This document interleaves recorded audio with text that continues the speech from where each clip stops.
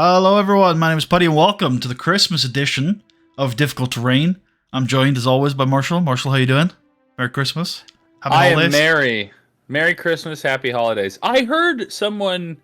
So there's a whole controversy here Yep. about the phrase Happy Holidays. Now, I Yeah, think yeah, for the yeah. most part, it's an invented controversy. Like Oh, for sure. I don't think actual people give a shit about it. I think like terminally online conservatives do, but I do think. I heard a British person the other day, an Englishman, say that he thought Happy Holidays was a very American thing. Do you think that's true, or do people in the UK say it? It's a really good question. I don't know. I don't think I'd it's have to talk to someone that interacts with people outside, right? Like, Wow. I mean, you're not wrong, but you didn't have to say it. like I don't know what the Brits are doing. I think I don't recall it being a particularly common phrase, but one thing to keep in mind is our culture is so influenced by yours that I'd be surprised if it wasn't present. Yes, that makes sense. I think like I think people I think people just like lots of things to say. I've always liked. That's true. So I like Merry Christmas. I like Happy Holidays. I like Happy Christmas. That's a very fun kind of. I don't know. I feel like that's going out of fashion. It was never really in fashion here. No. But do people there still say it? In the same way, I think is that people will say it, but it just sounds a little weird. Yeah. Versus Merry Christmas. Yeah. Wow. I think that might be the American monster. Just corrupting your Charles Dickens culture. It happens. That's for sure. Yeah. Stealing the Dickens out of you. I have been really into Charles Dickens lately. I mean, specifically Christmas Carol. And I have the past 2 years, this year and the year before that, I have both Christmases, or this year it was at Thanksgiving, but who knows? We might do it again for Christmas. Did like a Christmas Carol movie marathon with my family. And we just watched because there's a billion versions of that of that movie, and there's live action, there's animated, there's I mean they make a new one like every few years, and some of them are really good, and some of them are not as good, and it is kind of a fun, it's kind of a fun movie to compare the different versions to because they're all working off of this almost this kind of I mean almost like a script. Most of them pull a lot of their dialogue from the original book, but then they'll go off script in weird ways. So it's kind of interesting to compare them. My favorite version is they made I think it was 1970, they made a version called Scrooge. Yeah. And it's a musical. Oh, you've seen this? No, sorry, never mind. I got confused. No. Were you thinking about Bill Murray's Scrooged? The comedy? No, I don't know why I leaped to this, but my favorite version, I'll admit to, is the Disney version. I think. Scrooge McDuck. Yes. So someone else told me this recently that was their favorite version, and I have to admit that I have not seen that version. So I need to get on that. I have these vague because you're right. There's so many versions of it, and I really like the basic sort of format of it. And so I don't know. I have memories in my head of watching different versions and enjoying them, but I don't really remember what versions they are because there is a live action version in my head, but I don't remember which version it was at all, and I can't really describe it. But yeah. Another really popular one that my partner really likes and that I've come to like is the Muppets Christmas Carol. The Muppets made. That's one I hear about a lot. I don't know if I've ever seen that one, but I know a lot of people like it. Yeah, it has Michael Caine in it, if you know him. The name sounds familiar. He plays the butler in the Dark Knight movies. And he's in a lot of, he's an old English actor, and he's in a lot of prestige roles. I can't. Those are the only ones that come to mind. But I think he's been in a ton of stuff. So he plays Scrooge in the Muppets Christmas Carol. He does a really good job. Yeah, but I need to watch the Scrooge McDuck one, because now I've heard two people say that that's their favorite. And honestly, when I heard there was a Disney Christmas Carol, I forgot there even was a Disney version of it. And now I wonder, well, I'm sure actually they've probably made additional versions since then, but that one was, I mean, probably in the 90s or something, I'm guessing, late 2000s, early 2000s, late 90s. That would be my guess as well. What's interesting about this conversation is it links into the one we were having before we came on air, because actually earlier this year, we sort of did a version of A Christmas Carol in our wrestling series. Oh, that's very cool. Wait, did The Undertaker play the Ghost of Christmas Future? Because that would be amazing. No, unfortunately, it was very vague. Like, I had this light bulb moment. I think it was around November or October of last year, and I was like, Tucker, I want to do this. It's kind of based off of A Christmas Carol, but I have no idea how we're going to do it. Help. And it ended up being a very vague implementation of it, but the basic idea was that Randy Orton had reached the top of the world, basically, and he was going to get visited by 3 of his enemies from his past, who he had injured previously and taken out. I can't even remember who the past one was. Oh, I remember. It was Shawn Michaels was his enemy from the past. John Cena was the enemy from the present, and then Edge is the enemy of the future. I think it was. And over the course of 6 months, all these people that Randy Orton thought he had killed off basically came back and fought him, and then it ended with Edge taking his championship off of him. Oh, okay. So in a kind of a very abstract way. Very abstract way, yeah. High concept Christmas Carol kind of thing. I don't know about high concept, but low concept. Yeah. Basement concept. Yeah, very much so. Vibes based storytelling. Yes. No, yeah. That's good. I think I don't know. I think Christmas Carol is, to me, it's become the quintessential Christmas story. I mean, I suppose it always kind of was, but it's really what gets me in the mood. I also think it's in our modern society, I feel like it's more relevant than ever in terms of the story it's about. The themes in it have aged like fine wine. So I think yeah, I'm full Dickens. Do you have any other beloved Christmas movies that you like? Home Alone 2 is a classic. I just watched Home Alone 2. Oh, I told you this. We talked about this. Yes. Home Alone 2 yes, is really we did. good. We did. Yeah. I'm going to watch it next week. I do think in some ways it jumps the shark a little bit from Home Alone 1, but I mean, it is a pretty goofy movie to begin with. Yeah. I think when he convinces the entire wait staff of the hotel that there's an armed gunman in the hotel room with a machine gun, that is where I'm like, this is wild. And it's also wild that when he comes back, there's not 1,000 policemen, because they believe that there is a madman with a machine gun running through the halls of the hotel room, just opening fire on people. How did that not become how is it that when he things gets back... were different before 9/11? I'm just saying. Things were different before 9/11. It's it's fine. He'll calm down. I haven't seen them in years, so I don't really remember much of it. Like I said, I'm going to watch Home Alone 2 next week, so it'll be interesting to see. There was a period where me and my family would get together to watch movies, but because we didn't see each other that often, it was we didn't watch Christmas movies. We just watched a movie that we both liked that had come out in the last year. So I remember a few Christmases back we watched Incredibles 2, I think it was, or Incredibles 3, whatever the new Incredibles movie was. Oh yeah. I really liked that movie, by the way. But yeah. I think it was 2. I think for the longest time it didn't have a sequel. Yeah. And then they made the second one. I liked it too. It was good. Yeah. Pixar usually Pixar has a high batting average, even in the modern era. I've heard some people say, Pixar's gotten worse, but Not as I don't good as know. DreamWorks though. Hot take.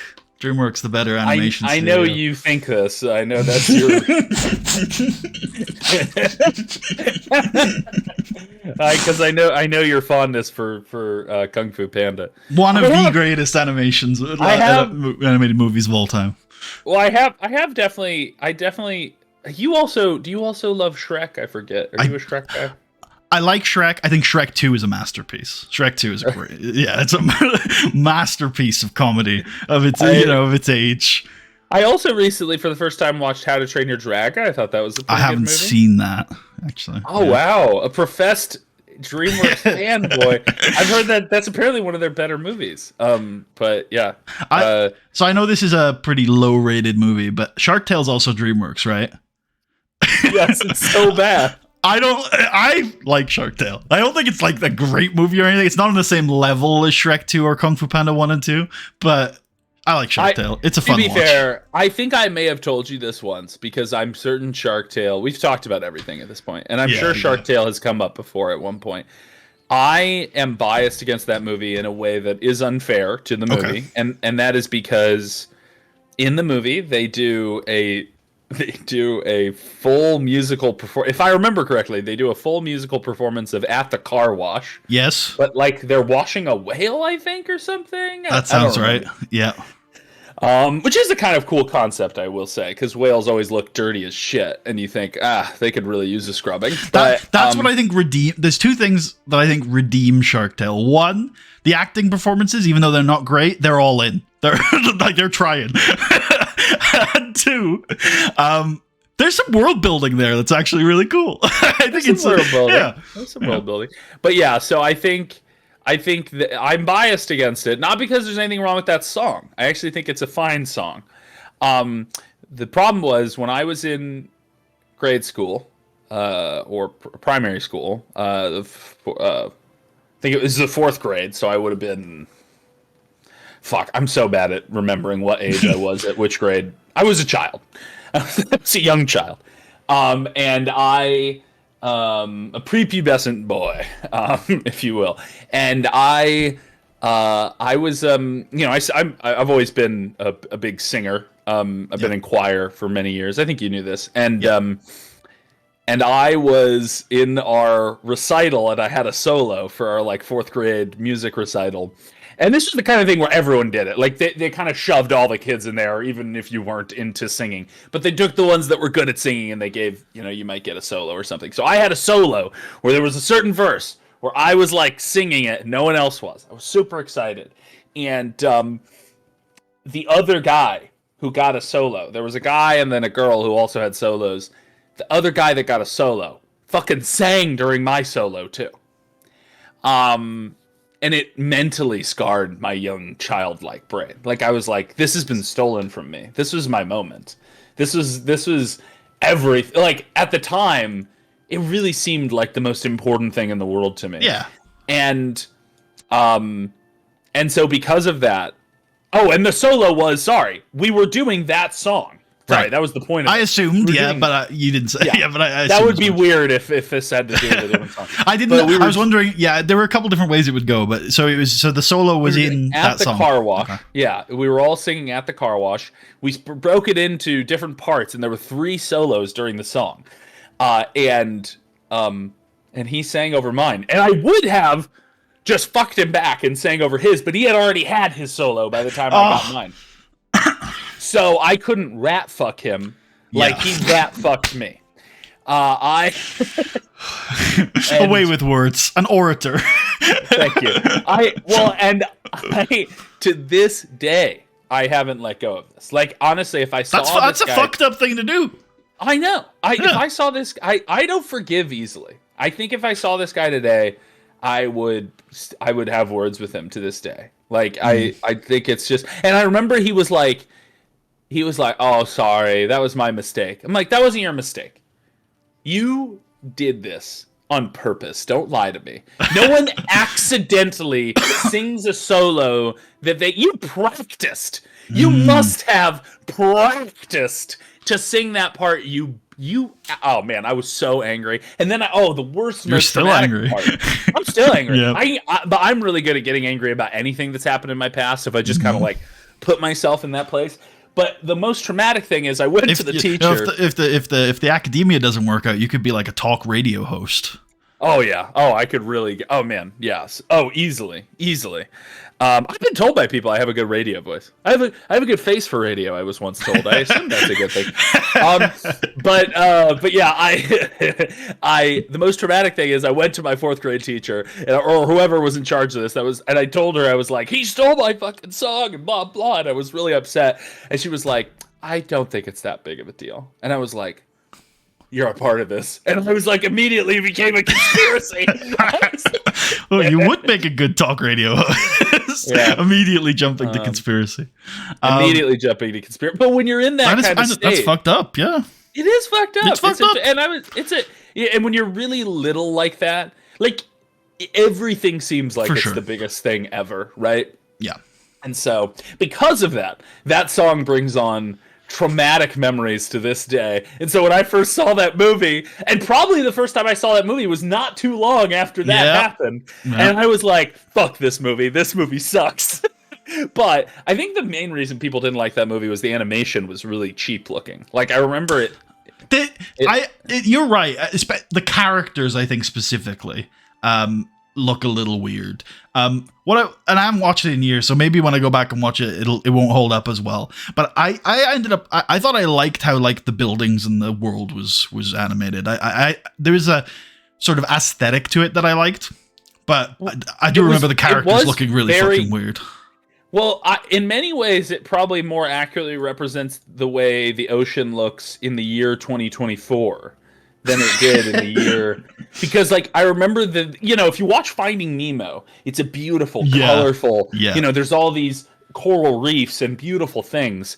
And in Shark Tale, it's all, like, green and grungy, and there's filth everywhere, and there's, like, trash. And I'm like, thinking back, it's like, that probably actually is more accurate to today's ocean, where, like, the coral reefs are dying and everything's probably turning to trash. So, it is the sea movie of our time, is Shark Tale. I want two things to move on for this. I do unironically hold the DreamWorks is better than Pixar take, but I also hold Pixar in quite high esteem. So it's not like a one is good, one is trash thing. I think they're both huge studios.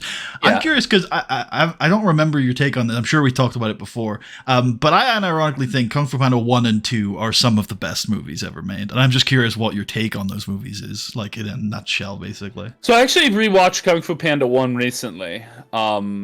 My partner and I, we do movies on Sundays. So like, basically, okay. So I'm gonna be a little. We have a show schedule, and what I mean by this is like for a while we were getting too distracted by like, I don't know if this has ever happened to you, but like, we would watch a show together, and we would binge like half of a season, and then we would. Like a dog that's like a treat's been put in front of them, a new show would come out, and all of a sudden we get distracted by that. And we left behind in our wreckage all these unfinished shows that we liked, but we just got distracted by the next thing. So what we do now is every day of the week, like it's almost scheduled programming, like it's a television station, we have a show that we watch on that day of the week. And then Sunday is our movie night, where it's like we don't watch a show on Sundays. Usually, we watch a movie. Yep. And to make things even crazier, I have a chart that I created of movies that are like famous, that have come out, that either I wanted to rewatch or that I'd never seen before. Now I had seen Kung Fu Panda, but I put Kung Fu Panda on the list because it's like a really good movie. You're not the only one that holds it in high esteem. I've heard a lot of people that really like it.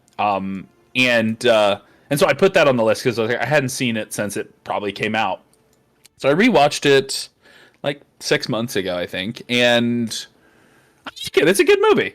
I don't think it's the best movie ever made, but that's not necessarily like. Neither do I, to be fair. Not the best movie ever. Oh, what did you say it was? It was like one of the best. One of the best. Yeah. I don't know. It probably wouldn't make my top 10, but yeah, it wouldn't make mine. Oh, okay. Well, maybe we don't disagree. Maybe I also think it's not that great. No, I'm just kidding.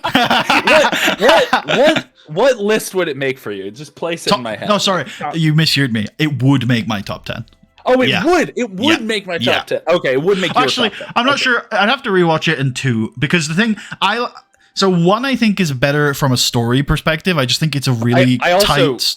Go ahead. What happens in 2? 2 is the evil peacock. I don't know if that triggers the memory for you. Like there's an evil peacock emperor of an evil nation that has heard a prophecy that a warrior of black and white will cause his downfall. So he tries to take Poe out. I think I may have seen that. Maybe I need to rewatch that as well. And then I definitely haven't seen the 3rd or the 4th one. I've seen the 3rd, I think, and I didn't think it was great. Or is the 4th one the one that just got announced? Isn't there just one that like just got announced or something? I want to say. I know there's one where he goes back to his panda people. He finds a bunch of pandas, and that's the one I was like, I'm not sure about that one. But the first one I think is a really simple story. It feels very like traditional classic tropes, and I think it nails them. I just think it's a really tightly like the music is great, the voice acting is great, the characters are great. I really enjoy that movie. Actually, I think there are 4 out. I think the 4th one might be the one where he goes back to his people, because I think the 3rd one, I think I'm remembering the 3rd one now. But anyway, the second one I think is a bit looser. Not everything lands, but I think it's one of the most impressive feats because the villain in that movie is a peacock, and he is genuinely terrifying. They managed to make a peacock a terrifying villain, a really like big presence, and I think that's one of the best villains in animation, honestly, because it's like they take something that I didn't think could be villainous and they make him a really strong villain. And there's also a lot of cool storytelling tropes that I enjoy, like the idea that, you know, of a sort of ironic prophecy. You know, a villain finds out about a prophecy and tries to stop it from happening and ends up making it happen. I think that's a very classic storytelling trope, and I enjoy that sort of thing. I believe the peacock villain thing because I feel like I don't know. I feel like I'm personally terrified of any large birds. I think I get that. I do get that. They're basically dinosaurs, so like I don't want to mess with them. They will kill you. Yeah, like birds are the evilest animal for sure. I disagree. Well, I like little birds. They won't kill me.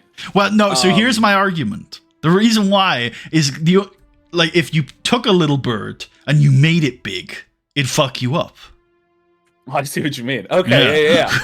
I mean.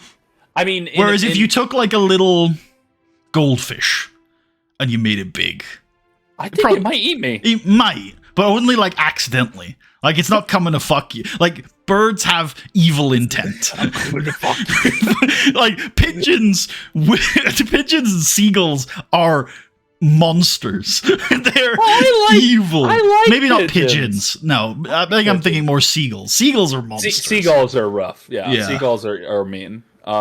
Seagulls are mean. Geese are pretty mean. Chickens are mean.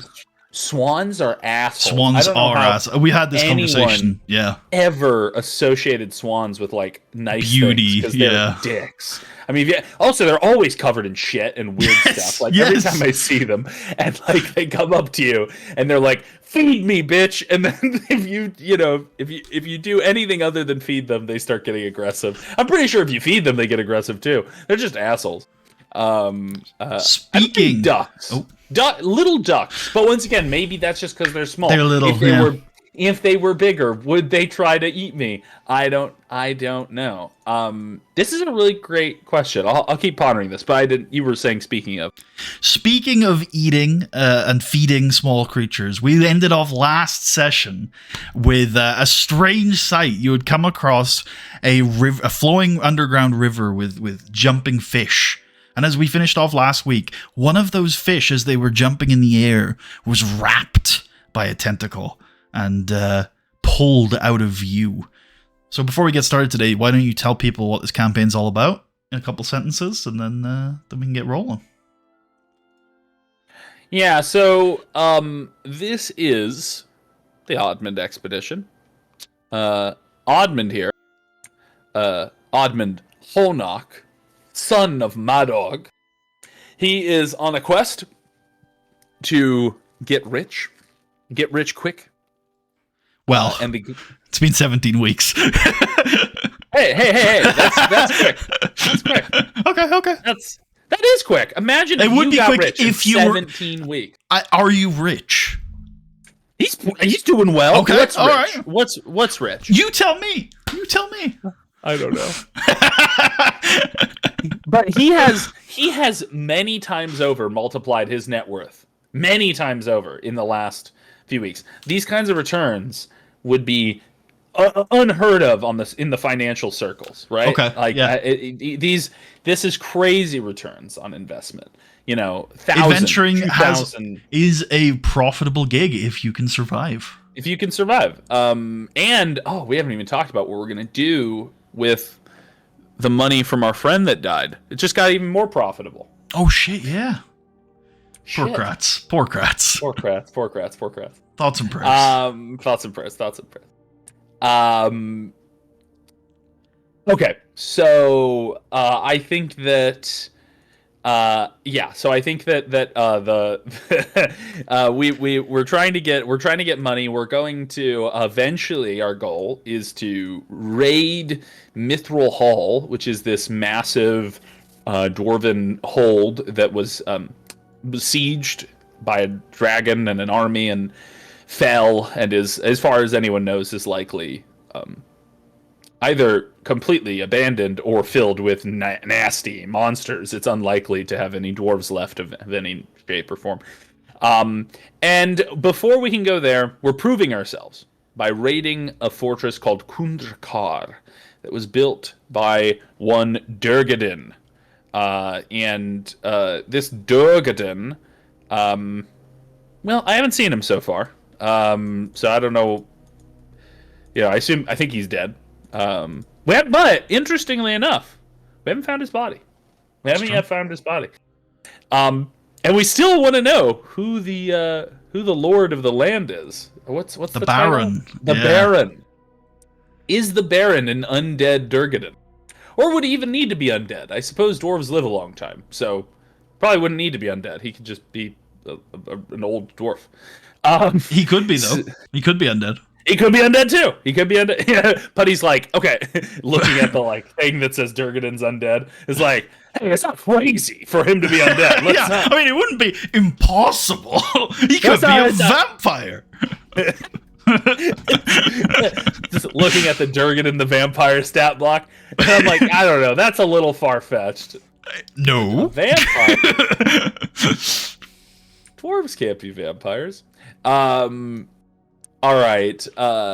Yes. And so we are here, in the depths of this dungeon, in a under city. We were in a first part of the dungeon, then we went to a second part of the dungeon. Now we're in a third map of the dungeon. Are we even deeper than we were before? Have we gone even further down? Yeah, so to get to this level, you had to go down a little spiraling staircase that went down. Yeah, so you're quite deep into the mountainside now. Yeah, we just saw what appears to be a mini kraken. I'm gonna call it that until I know what it is. Yep, it could just be a giant octopus or something like that. That might be a thing, but it's big. As a dwarf, you would know that one of the scariest creatures, if you were to ever explore the Underdark, is the Rocktopus. Yeah, I mean, we were talking about. Wait, what? The Rocktopus? A Rocktopus. Is this a real thing? Yes, it's an elemental. It's an earth elemental in the shape of an octopus that sometimes burrows in underground tunnels. Oh, I've never even. Is this real? I've never heard of this. Is this a D&D thing?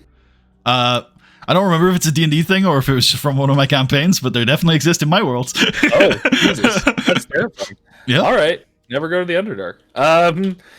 Okay, we might be in it now, though. I don't know. When does it become the Underdark? Yeah, so a lot deeper than this. Yeah, a lot deeper. Okay. Yeah. But yeah, so we've run into some sort of octopus. Also, speaking of animals that want to kill you, squids and octopuses are terrifying if you make them big. I'm fairly certain that I would not want to face a large octopus. See, now here's the thing. I agree with you, but I don't feel viscerally about that statement because they go under a category of is in water, therefore don't fuck with. So all over there already. I'm like, I'm not fucking with any of that. That seems to be another reason why Sure. you're afraid of them. Sure, It's but in the water. anything that's in the water, I don't fuck with anyway. Earlier, you used a goldfish as an example. Yeah, but like that's different.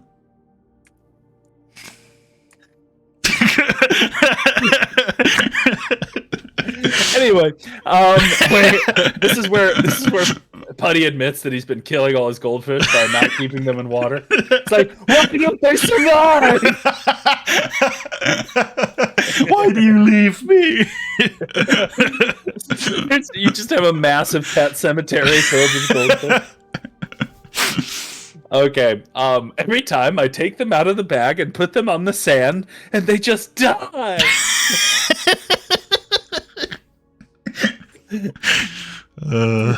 Why won't this lizard live? All right. So, yeah, I don't know what to do about this, but it's certainly frightening. Were there any other paths, or is this is the way ahead? I'm guessing. I mean, there were paths way back, but I'm just gonna quickly check. Turn your light around. If I remember correctly. Oh, that's right. There was this nice ass bridge. Oh, what the fuck is this? Did we go in there? Yeah, you went in there. Remember, this was flooded. You had to make con saves. Oh, Christ. You found a skeleton. We became diseased. Potentially. We're possibly diseased. And then, and then we came from over here. Okay. Back you go. Back into the dock. Okay. So, this is spooky. I don't want to fuck with this. I wonder if it's possible to just slip past. I'm gonna have Istria try to scout ahead. Stealth. I'm gonna have Admand and Dorian move back. Question. Yes. Is Istria going to keep her lantern when she does this? I don't know. I'm conflicted. Okay. Because part of me thinks, well, she won't be able to see shit without it. Part of me hopes that this sea creature won't notice the light because it's underwater.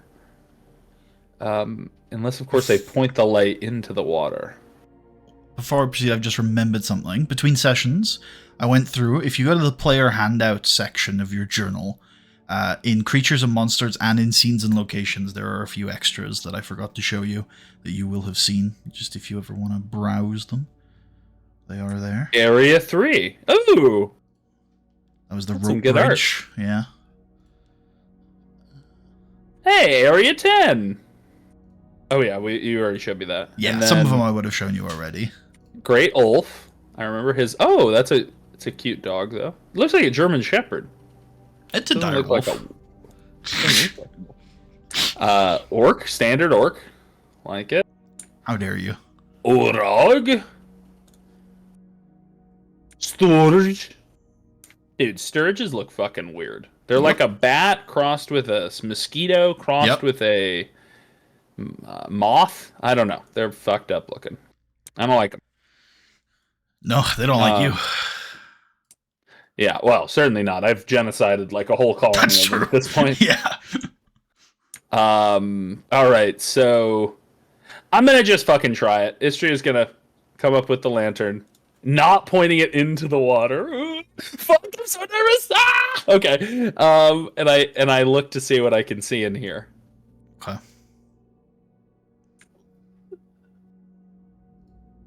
Could I roll stealth?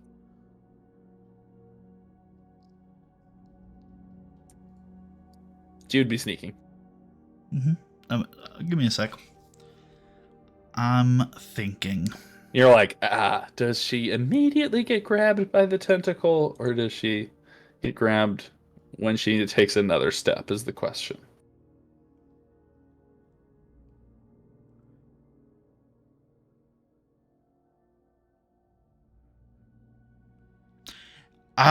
Yeah. Well, actually, I'm going to roll a stealth check. You? Yeah, I think it would be better for stealth if you don't know. I think it's easier to roleplay if you don't know what your stealth is. Could you tell me your bonus though? Yes, it is. Uh, it is +5. And yes, I'm a big fan of secret checks. I think it's a good way to do stealth, perception, a lot of things. Like in theory, not you can do knowledge as secret because if you do really poorly, you might actually feed the player false information. Yeah, I generally lean against it, especially in groups, because like I think the generically safe play is just to have players roll. People like rolling dice. Some people don't like secret checks, so I think that's sort of like the safe play. But in a 1v1 like this, like 1v1 in a one-on-one session, where you've expressed that you don't mind secret checks, I agree there are benefits, and so making use of them would be good. Istria shines her light into the cavern. She sees to the south a large, strange-looking stalagmite standing in the middle of the southern ledge. The tentacle that you had previously seen dragging off out of view is kind of leisurely holding this fish, and it's emerging from this big stalagmite. Stalagmite, and it's just leisurely holding the fish in the air, squeezing it a little, and then Istria sees as from the stalagmite this large, toothy maw opens up, and the fish goes into the maw as it. Where on the map is this? Here, do you see that? No, it's on the GM layer. Yeah. There you go. You can see that? Yes. Okay. And then remind me. Mm-hmm. Is stalagmite the bottom or the top? The bottom. The bottom. I should know this. It comes up a lot in in role playing games, but I always forget. As this toothy maw, by the way, is chewing on this fish, at the top of a stalagmite, a single orange eye opens and looks over to Istria. And I think we need to roll initiative. I did not realize that this was not coming out of the water. What the fuck is this thing? What the fuck is this thing? Oh, I've seen this art before, but I have no idea what this is. That's terrible. Oh, you know what? I have a theory as to what it is. Okay, let's see. I won't say though. I won't say. Okay. Okay. You're like, all right. That's fine. Okay, and then I can roll off of the character sheet. Or sorry, off of the tokens. Here we go. You can. I don't even know if I needed to roll. I guess we were already rolled, but I guess that was from last week. But yeah, we should re-roll. You roll? Did you roll everybody? Yeah, you did. I did, and we did poorly. But apparently he did poorly, so maybe it'll work out.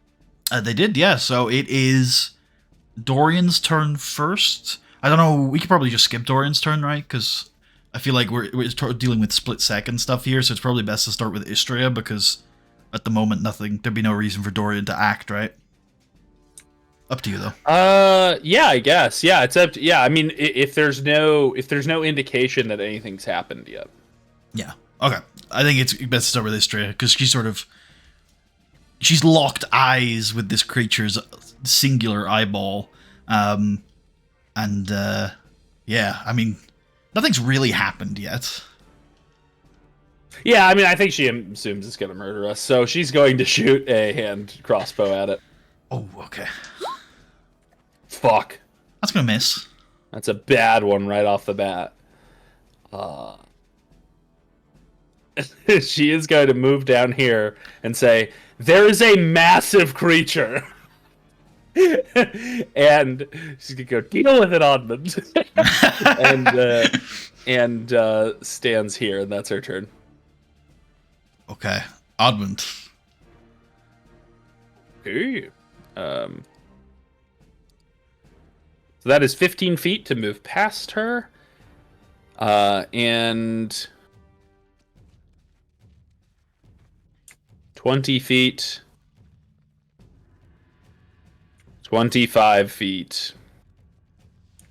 Admand can just see the great beast, and I think he will pull out a hatchet and throw it. Okay. Is it within your do... effective range, 25 feet? Oh, that's a great question. I don't actually think it is. So this will be at, I think it's a 20-foot weapon. It's supposed to be at disadvantage, unfortunately.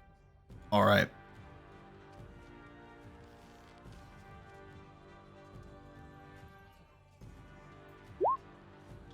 Fourteen to hit. Will miss. This is a bad start, Admand says. It bounces ineffectively off of the rocky parts of the creature's body. All right, Admand's turn over. Okay. It's coming! That tentacle that once held a fish flies towards Admand. What's this thing's fucking range? Jesus Christ. A 9 to hit will miss. 25 feet! Jesus. 9, yes, that'll definitely miss. Another tentacle writhes out from the rock formation and zooms past Admand. What? Can it even see her? Oh, that should be disadvantage. So 17 to hit Istria. Yeah, it hits. All right. So this thing can target... Can it see her? Can this thing target things it can't see? It has disadvantage, so you can make guesses as to whether or not it can see her. Jesus. Okay, so a tendril. I wonder, do I have some sort of graphic that I could use for this, maybe?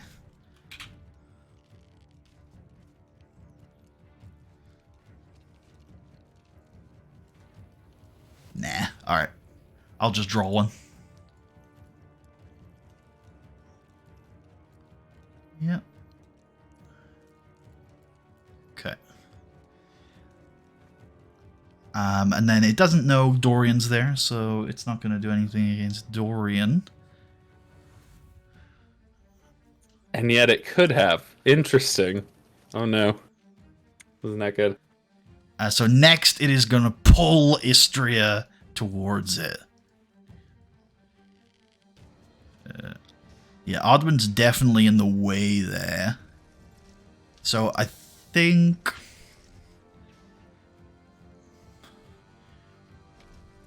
Would you like... So I'm either going to give it a flat DC, or you can use your... So Istria is about to fly past you. Is there anything you'd like to do?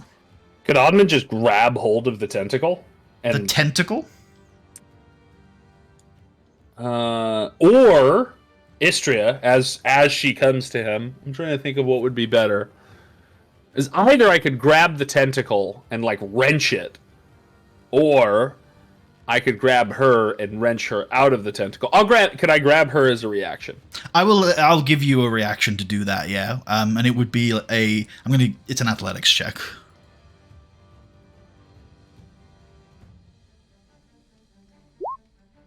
It's not great. And I'll give it the same check, and it'll just be contested. Okay. Fuck. So it's gonna knock you. I'm gonna say it's gonna knock you prone as it Jesus drags you Christ. fast. And let's just double check the exact distance on this. Okay, so she's held there. She's not in the water. She's like on the edge of the bank at the moment. And that's as far as the creature can drag her this turn. Yeah. All right. She is being dragged into the creature's maw. Dorian witnesses as a tentacle wraps itself around Istria's waist and drags her up. Truly terrifying. I think Dorian is going to take a position here on the bank and is going to fire his crossbow at this creature. Before that, move him back to safety before he made that move. Okay. I want to randomize where the lantern is pointing a little bit, because Istria doesn't have like full control over it. Remember, 6-second rounds is That's kind fair. of flying in the air.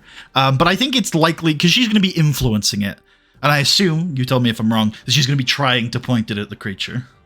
Yes, she shines it into their eyes, blinding her allies. No, yeah, she tries to hold it at the creature. I'll let her make a dex check, and it's a DC 9. Pretty easy. Okay, cool. Now proceed with Dorian's turn. Nothing changed. Okay, Dorian leaves safety. A naked and afraid boy. And he will attack. Attack! What is he attacking? The roper. The creature? Yeah, wait, what else? Are there other targets? Sure. He shoots his turn. That's gonna miss. Or, yeah, to be more specific, it clatters harmlessly off of its body. Mechanically, it's a miss, though. He's not immune to damage or anything. Or at least you don't know yet, because you haven't hit. Yep. Istria's turn? Yes, it is Istria's turn. Okay, so what are my options here? I can try to escape, I imagine? Yeah, so you are grappled, restrained, and you have disadvantage on strength checks and strength saving throws. Escaping a grapple, you can try as an action, and it's I believe it is an athletics or acrobatics check. And So I'd want to do acrobatics, because I have disadvantage on the strength. On the strength. The DC for that, as set by the attack, is 15. You could alternatively... I mean, you're restrained, but otherwise all actions are available to you. Presumably, now here's a rules question. Yeah. Can I attack the roper in whatever square the tendril is in? You can attack the tendril. Yeah, I guess I'm just wondering what that... I mean, maybe you just won't tell me. Does that do damage to him? Is attacking the tendril attack the monster? Or is it like just... I mean, because how many tendrils does this fucker have? I'm not going to... There's two out right now. I imagine he has a boatload. In other words, if cutting the tendril just gets rid of one tendril, I don't know if that's worth it. But if it injures him, you can attack you can attack the tendril. It can, compared to its girthy body and rock-like formation, the tendril seems to be rock hard abs.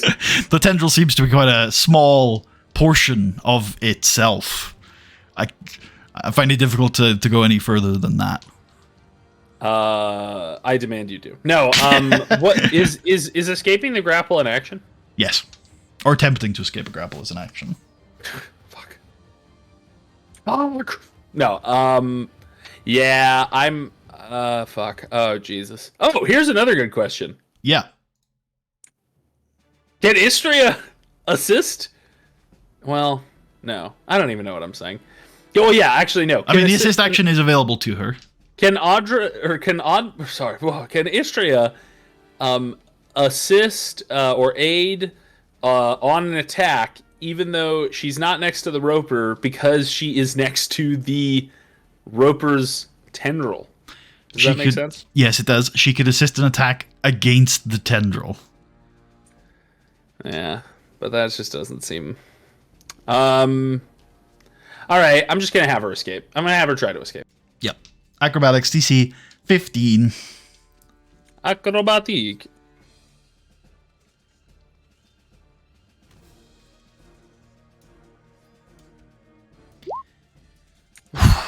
It's a fail. Start screaming. Okay. Admand. Admand's turn. Admand is going to get up. Yep. Fuck, he says. He is then going to move. Here's a question. So he uses half of his movement to stand up. Yeah. Round it down. So it'd be 10. Round down. So he has 10 feet left, is what you're saying.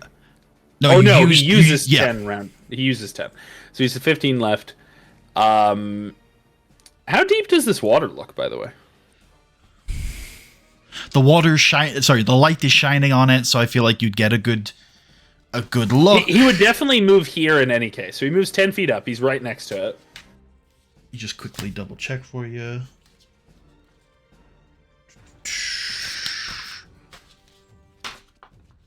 Okay. There's a little section on water here. We'll see if it has any specifics. Don't go in it, it says. Well...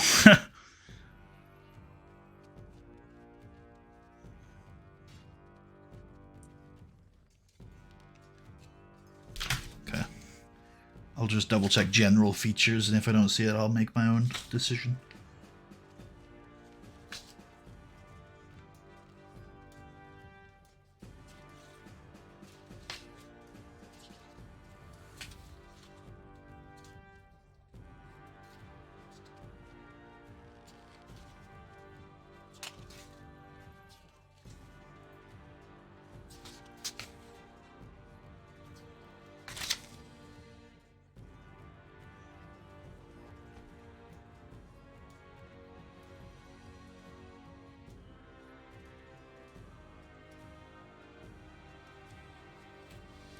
Okay, I'll make my own decision.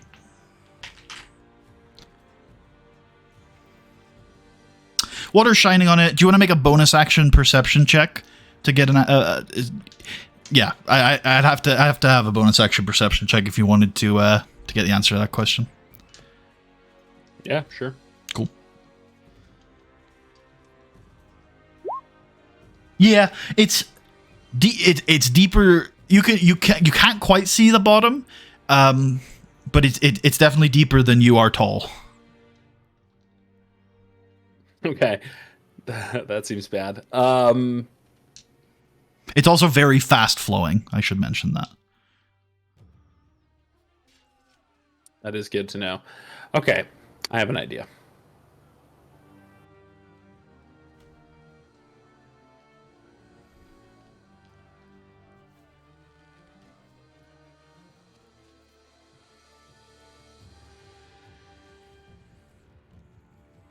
Could I change one thing about where I moved? Yeah. Could I move here instead? Sure. Same distance. Actually, wait. I might not need to. Sorry. I'm still gonna move where I moved. I'm the worst. Yeah. And because I have 5 feet left, I'm gonna throw an axe from my current location. Yep. My second axe, and after this, I'm out of axes or hand axes. I've always got more axes. Wait, do I? Actually, I'm not sure. Yes, this is my last axe. Hand out. Hey, I've seen this art before. Oh yeah. Wait, have I? You might have. I don't know. Something about it seems familiar, but I do love how colorful this art is. It's so rich. I don't know why. It's just I'm in love with it. It's really good. Oh my god! Wait, that's a dwarf. No. Okay. Let me roll this attack. Oh, once again, you're attacking the creature. I'm attacking the creature. Yeah. All right. I'll stop confirming that, but if you change your mind, just let me know. Yeah, I'll let you know if I change. That's gonna hit. 9 slashing to the creature. You get right, like, so there's this rocky formation, but right around the maw and around the eye are stone colored, and as it hits, you can tell they're stone colored sections of flesh as it cuts into the flesh, and it does seem to take 9 points of slashing damage. So it's not really made of stone. It seems to be a camouflage. Or at the very least the bits you hit seemed like flesh. Yeah. Okay.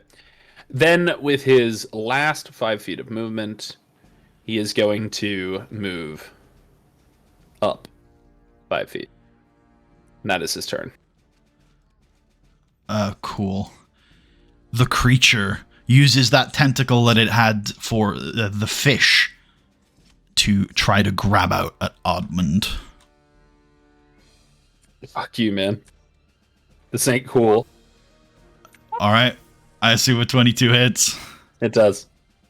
Well, this might actually solve a problem I had. What problem were you having? I was figuring out how to get across this river. This is fucked now. I was gonna long jump. I looked up the rules for long jumps. Yep. And he can definitely long jump, no problem. But, well, now I'm grabbed. Another tentacle slowly writhes out of a hole in the rocks. Goes at Dorian.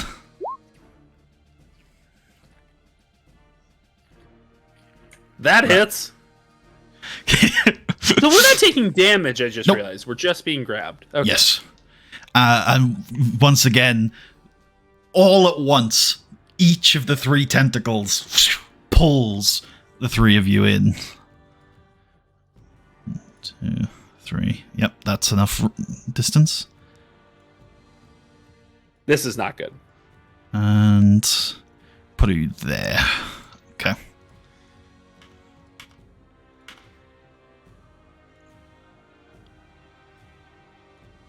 Hello. You smell sort of like a acidic smell coming off of the creature's maw. It opens its mouth, its toothy jaw. You see sort of at the back of its throat something sparkling. And then it is going to chomp down on one of you. Will it have a preference? Will it have a preference? Would it help if Admand was trying to get it to bite him? If he was like like he's kind of like making more movement? I'll let you use a reaction to make an athletics check, to try and almost put yourself in the way of it. Like almost stick yourself into the ball. He dives into the mouth. Oh god, this is so silly. 10. I don't think that's enough. I'm going to randomize it. All right. I'm going to roll a d6. On a 1 or a 2, it's Dorian. On a 3 or a 4, Please. it's Istria. On a 5 or a 6, it's Admand. It's Dorian. Fuck, Dorian's dead. Dorian is restrained, so this attack has advantage. As So it tries to chomp down on Dorian. I assume a 19 is going to hit. Yeah. Dorian takes 19 damage. Sorry, 14 damage. Apologies. 14 damage. Because 19 is how much he had, so he's still up. Okay. It wrestles Dorian in its mouth. Dorian feels these like rock-like teeth digging into him. It's Dorian's turn. I think Dorian does not feel super confident that he will get out of this thing's grip. He saw Istria try. Instead, he's going to cast. I think there's no way he wouldn't just cast Magic Missile at this thing, given that it is going to kill him if he does not kill it. So he's going to cast Magic Missile. All 3 bolts going straight into it. 11 force. Chipping off some of the rock, scarring some of the flesh. Maybe one of them goes to the roof of the creature's mouth. Nice. That's Dorian's turn. Istria.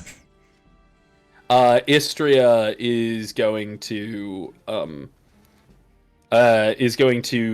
switch to her dagger and is going to start stabbing this fucker. Actually, I think it might make more sense to switch to her rapier. She does more damage with that. She's going to switch to the Durgadin rapier, and is going to stab it with that.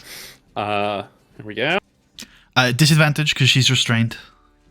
Oh, disadvantage on attacks? Let me just double check, but it's because it's been a while. But I'm pretty sure restrained is disadvantage on attacks. Restrained. A restrained creature's speed becomes 0 and it can't benefit from any bonus to speed. Attack rolls against the creature have advantage, and the creature's attack rolls have disadvantage. The creature has disadvantage on dexterity saving throws. Fuck. Okay, well, wait. Maybe I need to rethink Yeah, this. you can rethink. That's fine. I'm gonna hide from it. He'll never see me. I'm gonna hide from it in its mouth. It won't know I'm there. You smart. You guys smart. Real smart. Fuck.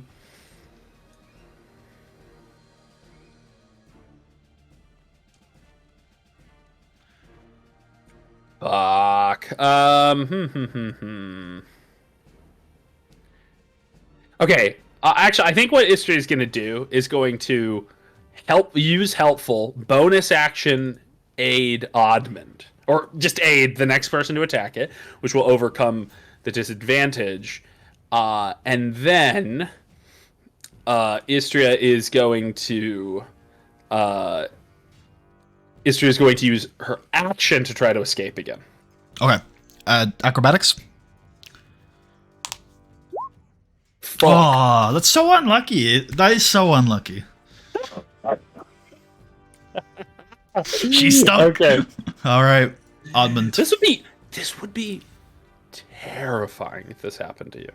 I mean, I think most things. Now that we're in the situation we are, that handout that I sent is very representative. I feel like of what's happening here. Yeah, let me look at that again. Area. Oh man, area 33. There's a lot of areas in this place. Yeah, that seems accurate. Just being grabbed. I think is that a dwarf cleric? Looks like a dwarf cleric or a dwarf wizard or something. And then this is a halfling barbarian. I can't tell what this little one is, but down here.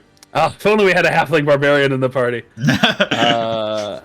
Okay, so Admand is going to. Yeah, Admand is going to do some work on this thing. So he has advantage on his first attack and disadvantage because of restrained, which will make it just a regular roll. Yep. And so let me rule that. He is going to pull out. He's been seeing that slashing seems to work, so he's not going to risk anything else in case it doesn't. So he's going to pull out his longsword. Force also worked. Force, yes, of course. Sorry, Admand pulls out his magic wand of magic missiles. Why didn't I think of that? Oh, that'd be so good if we had one of those. Yes, so Admand is going to pull out his longsword and is going to stab at this thing. Okay.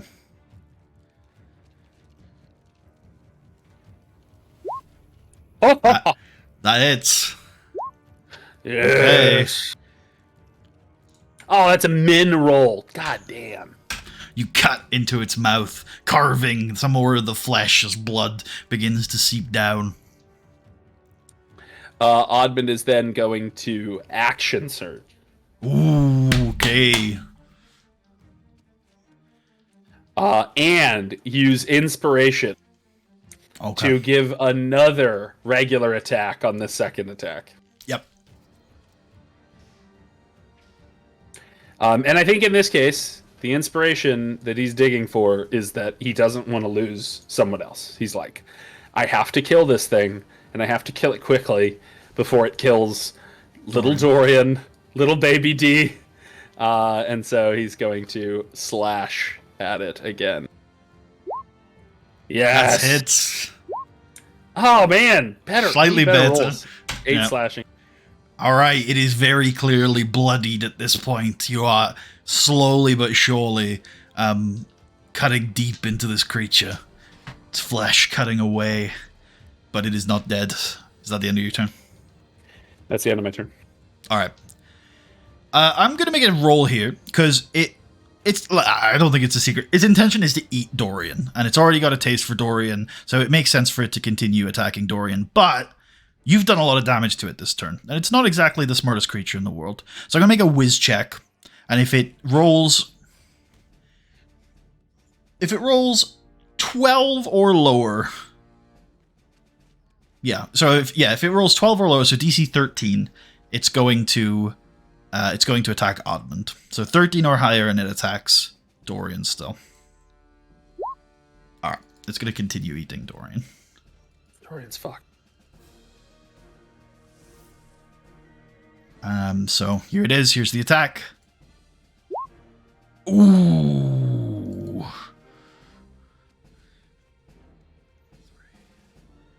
That might insta-kill. 33. Remind me how insta-killing works? It's that... Oh, he is dead. It would have to bring him to minus 26. It would. Yeah. He just bites his fucking head off. Yep. He eats Dorian right next to Istria. Damn. Okay. Admand is not happy about that and is starting to panic.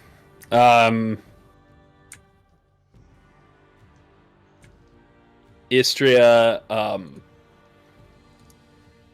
think I imagine is shocked and is now also realizing that she's probably next if she doesn't get out of this thing's grip or kill it. Oh man. I think that she is going to do the same thing she did last time. She is going to aid Admand and try to escape. Here we go. Oh, finally. Yep. Okay.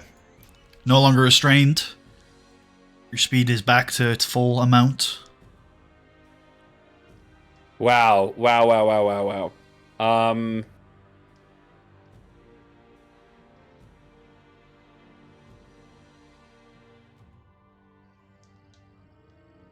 Yeah. Wait, sorry. I just wanted to make sure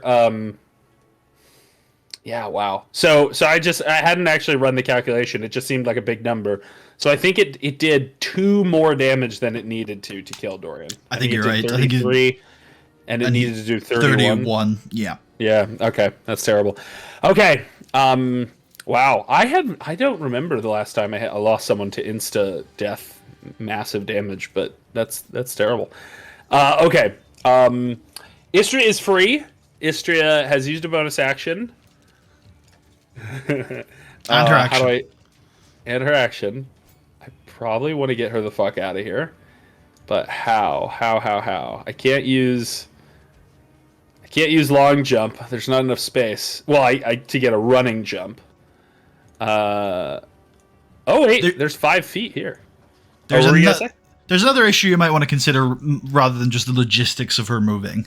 Is the opportunity attack possibility? Is that what you mean? Yeah. Okay. Yeah. Yeah. And I just used her bonus action, so there's no way to do the cunning disengage. The cunning disengage. All right. I think she's just gonna stay there, and hope. Well, hope for the best. It's Admand's turn. It is. You've got the help. Admand is going to attack. Just keep hacking at this thing. I really need a crit right now. 18 to hit. It hits. Okay. Now that's damage.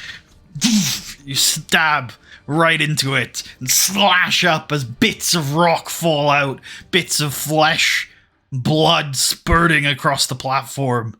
It roars at you bestially. I also think Admand is going to use a second wind right now. Because I think he's genuinely worried about being downed in one hit after seeing what just happened to Dorian, and wants to make it. I mean, I don't. That sounds too metagamey. I guess it's more that he seeing Dorian die, he realizes once again that he wants to live, and that just gives him a surge of energy. And so.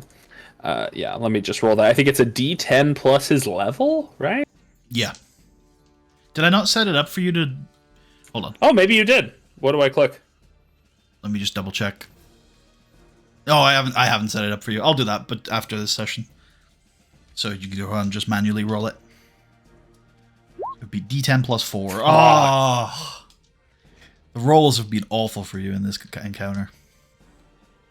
All right, well, better than nothing, though. Yep. Okay, he's up a little bit. And the roper is going to turn... I mean, it's already got its attention squarely on Admand, roaring at it after that vicious hit. And it's going to try and bite down upon him. 17? You have your shield equipped? It hits because my armor is damaged from that stupid fucking ooze. I hate the ooze! It hits if you don't have your shield equipped. No, well, no, Well, I assume I do have my shield equipped, but I'm saying it hits even if I do have my shield. Oh, even if it you have your hits shield either equipped? way, because Oh, my right. armor got damaged. Right. Your armor class without the damage is 16. I thought it was 18, but that's plate mail. Okay, that makes sense. Okay, 18 damage. Oh, never. I can't see your health on my GM screen. I can only see it on the player screen, so I didn't know what your health was at. You're fine. You're fine. You got this. It starts to get eaten. All right, Istria. The creatures did not re-grapple her. Istria is going to stab at it with her rapier. Rapier. 14 misses. Son of a bitch. All right. She is going to bonus action help again. Yep. And then I need to do something real quick. So I believe that to do a running long jump, she needs 10 feet of movement. There's not enough space for her to really do that. Without a running long jump, you can jump at a standing long jump. You can jump half of your strength. Istria's is 11, so that would either be 5 or 5.5 feet. This gap appears to be 5 feet. So am I reading that correctly? That she can land on the other side? From I don't know if you can see my arrow. I can see your arrow. Here. So I think she can, but I think because that ledge it's only it's quite small on that square. I would give her a dex save to not fall in. DC 10. C10. All right, yeah, let's do it. Cool. I think she'll take her chances. Because she attacked the creature, she does not. She basically effectively disengages. Yep. And will make the jump and then make the dex check or dex save. Dex save. That's even better.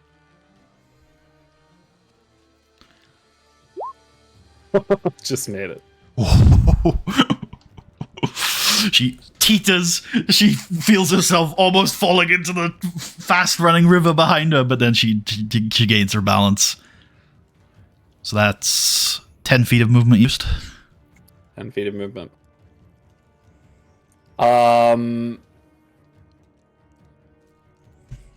Fuck, I'm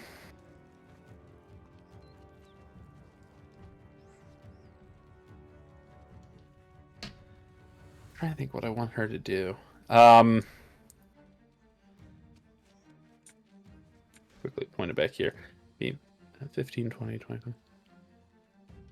Yeah, fuck it. She has so much movement, I might as well have her run back out of sight so that it's harder to attack her. So 15, 20, 25, 30, 35, 40. Fuck this thing. Okay. Admand is going. Admand had that aid. He has what he needs in his mind to finish this thing. He just needs to strike hit true and strike well. Brave Admand, son of Hornak, father one day, hopefully, of a tiny boy named Admand II. Oh. His life flashes before his eyes in this moment as he thinks, Dorian, he was like my first son. Never mind. In this moment, he says, if I live, if I go on to have a family one day, I shall name my first son Dorian. And I shall name my second son Kratz. Poor Kratz. The first child is a daughter. She should be Dorina. And if my second child is a daughter, she shall be Kratzarina.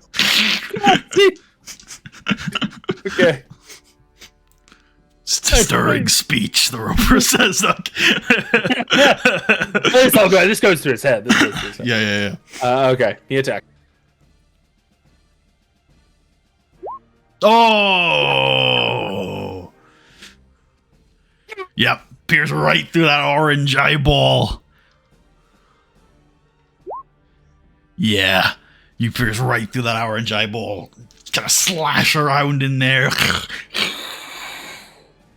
The tentacles go limp. and the roper falls.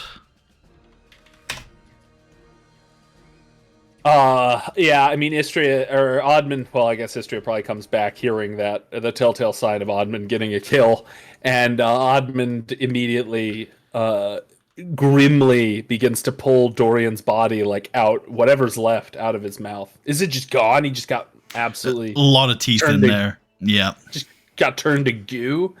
You can Jesus. find, it depends on, I don't want to say what you do exactly, but maybe you can see a glimpse of some of his personal artifacts at the back of the maw. He'll recover whatever he can. Yeah, if he can recover even like a book or something, or and anything that he could either bury him.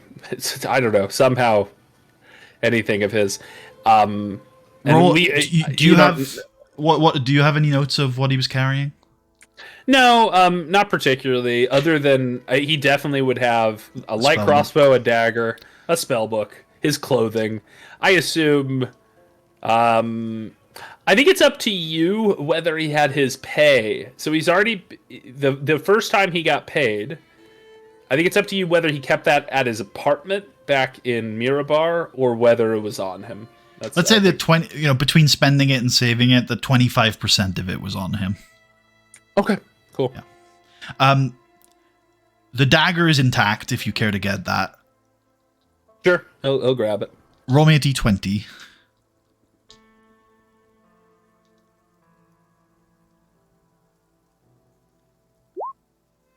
The spellbook seems not to have survived. There are like little bits of its cover that you kind of find in there. And you think it's pretty much gone. You do find, you're pretty sure it didn't belong to Dorian. You find a ring. I'll grab it.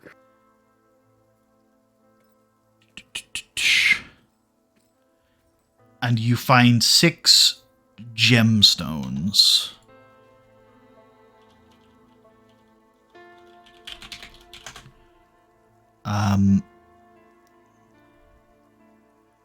One, so probably note these down as roper gems, and it'll be easier for me to find their value later. But one is red, 2 are a sparkling green, and then the other 3 are a dull green.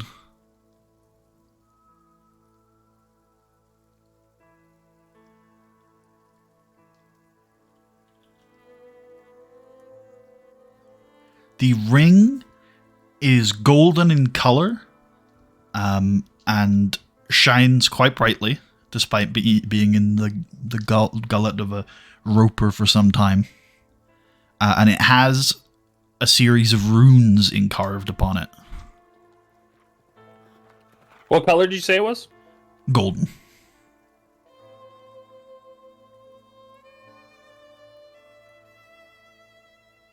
Admand has no idea if it is magical, but I think he knows at the very least that runes could mean magic. They're not dwarven runes, I assume. They're like magic runes, or a rune that he wouldn't recognize at least. Yeah. I think he knows enough to know that runes might be magical. He doesn't have his wizard to identify it anymore, but he will clean it off, rub it off of what he'll rub one off, right? He'll clean it off. That's fucked up. That's fucked up, man. He'll pour one out for my homie. He'll clean it off and put it on minus 28. Jesus Christ. He'll put on the ring, in case it can help him in any way, and he will then. I think he will I think he's just so angry, and I actually it might make sense if the most obvious thing first with the gems and stuff, because they shined, it sounds like, and then he desperately looks for some piece of Dorian to have for a burial, and when all he finds is the dagger, which, let's face it, was not quintessential Dorian, he just gets so angry and he just starts hacking what's left of the roper with his sword. He's just pissed. He just needs something to attack. He's just hacking at this corpse until it basically looks like a sushi bar or something. And he He wipes off his blade and he looks at Istria. And he says, "What do we do?"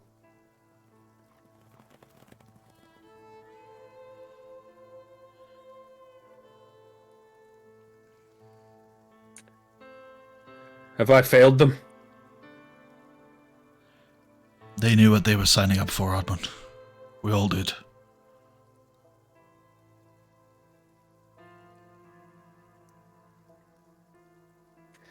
He's gonna miss that appointment with the professor. What was that wizard's name? Might have been the professor. I have to check. I think wasn't it Proctor? The proctor. Yeah. She says, well, at least he's not missing an appointment with Dagnall Silverbeard. Jesus Christ. Yeah. Dagnall would come here himself and find what's left of Dorian just to yell at. Admand's gonna do a running jump back to the other side. He would do it so he lands on a piece that's like not safe. Macro. Yeah. Yeah, because he can, on a running jump, he can clear 19 feet on a running jump, so he can easily leap over this. Yeah. Cool.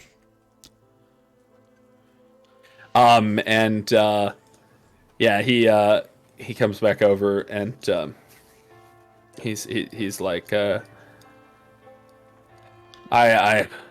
I suppose. Oh, I'm fucking tired. He like sits down at the back of this cave wall, and he says, "We need to decide whether we're going to continue on or pull out. I'm not sure if we can do it, just the two of us. But also, I don't know if it's greed or it's a desire to make sure that Dorian and Kratz didn't die for nothing, but I feel that we're close. We're close to something. I can smell it. We haven't found the forge yet. It could be just beyond there." He points into the darkness. She nods and says, we should be cautious. We've lost a lot of our strength. Then again, maybe we're now a lean, mean fighting unit. I just need to be at 100% health and then I'll be fine.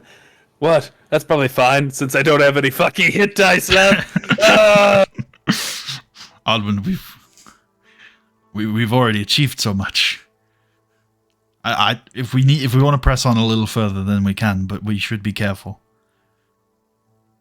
I'm drunk with power.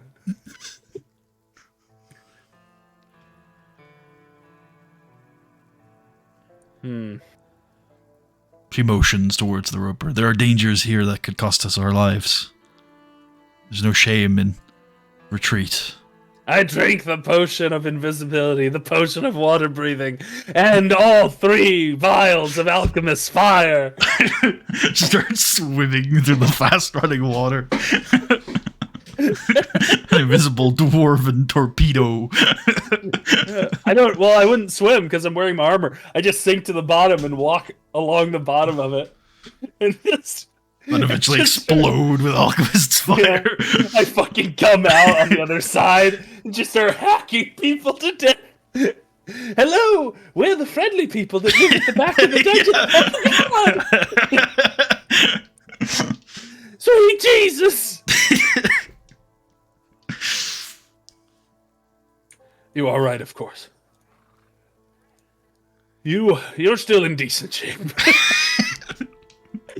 Somehow you haven't had... Man, that thing had a rough bite. Glad I didn't find out. Yes. You know, Dorian, he was just a boy. He was just a boy. I'm just going to have Istria just check out the rest of this chamber and just see if there's anything else in here that's easy to grab. Oh, whoa. What's down here? Whoa. Yeah, to the north here you see an open but sturdy door of very finely crafted iron that has stood the test of time. Inside there's a small passageway with 3 other small iron doors set into the west wall. These iron doors, they have barred windows towards the top.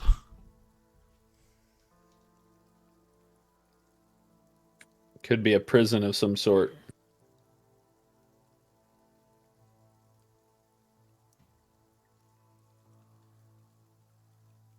I think Admand is just gonna grab would there be stones near the river here? Roll a d20 on a 10 or more, sure.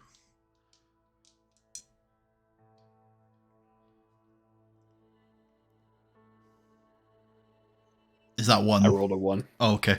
I didn't know that was the most recent roll. No. It's pretty clean. Of course.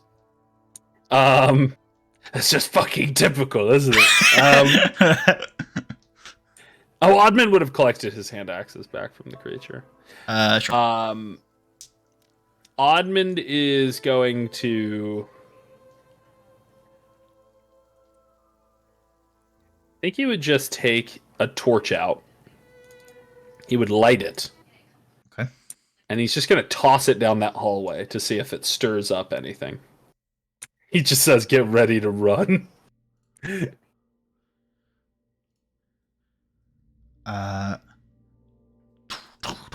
Rolls into the distance. Roll me a d20. On a 5 or lower, it extinguishes. It grows brighter. My fucking eyes. You see those iron doors a little better to the left. The first two are open, and then the last one at the top there is closed. There's also, even though the torch did stay lit, you can see on the floor of the corridor is like a layer of grime and like sort of mud. Any noises after the torch? Any movement? Anything at all? Roll me a perception check, because you're still next to some really fast running water.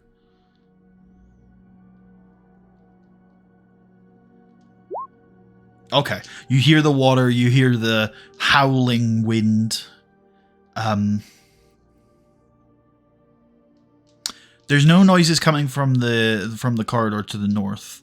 However, as you stand there trying desperately to listen, you hear you hear the wind to your east, and it sort of it clues you in that beyond the wall there to the east is quite a large cavern. You can hear by the way the wind is blowing from the east that beyond that wall to the east is a larger cavern. Is the water flowing in that direction? It's flowing from there. From there, okay. So if you could somehow swim under that, you would enter that room. In theory. But you'd have to swim against the current. Against the current, and it's quite fast. Fuck it, he drinks his water breathing potion. Jumps in. Naked. Admand is going to tentatively enter this hallway. Well, actually, no. He takes out 10-foot pole. He's going to tap the floors. Roll me a quick d20.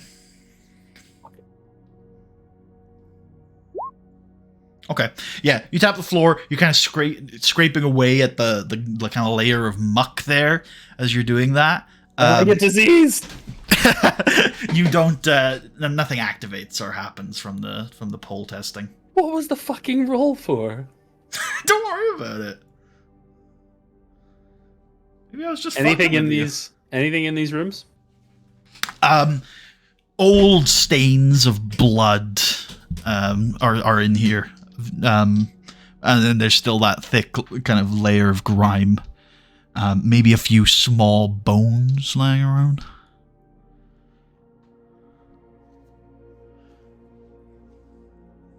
This door appears closed. It is. Does it seem obviously locked from the outside? Is there a padlock on it or anything? There is a keyhole. It is a door with a lock. First, he's going to put his ear up to it and see if he hears anything. Nothing. He's going to knock. Tung, tung, tung. The door is sturdy, well made, and has stood this test of time. No response. No response. He tries to open it. It's locked. Istria! And I'll send Istria up to pick it. Okay, yep. Have her roll me a Thieves' Tools check. I believe I'm pretty sure I set that up for her.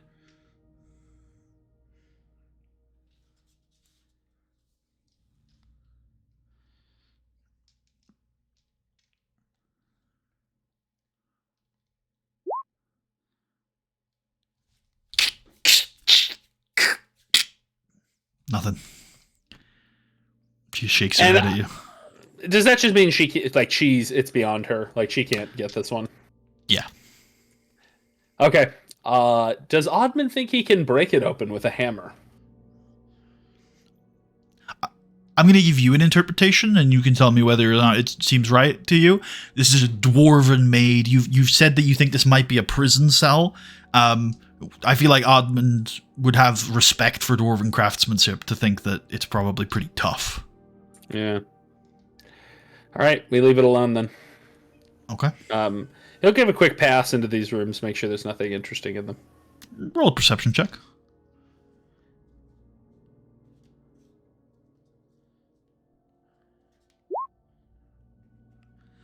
You look through, and as you come back out into the corridor, something catches your eye on the floor.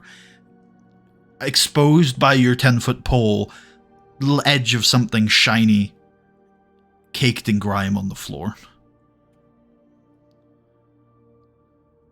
He eats it. No. What is it? Do you, like, pull it out of the grime? Because you can only really see the... Yeah, you just grab it. Okay, it's a key. Oh, fuck! A key! You'll try it on the door. It works. Wow, what a terrible prison. Yeah. He's right outside. Yeah. This is like people that put their password to their computer and like tape it to their computer. Password. Alright. Oh god! You open the door to Roll see... sanity check. You found a body. A decomposing dwarven skeleton.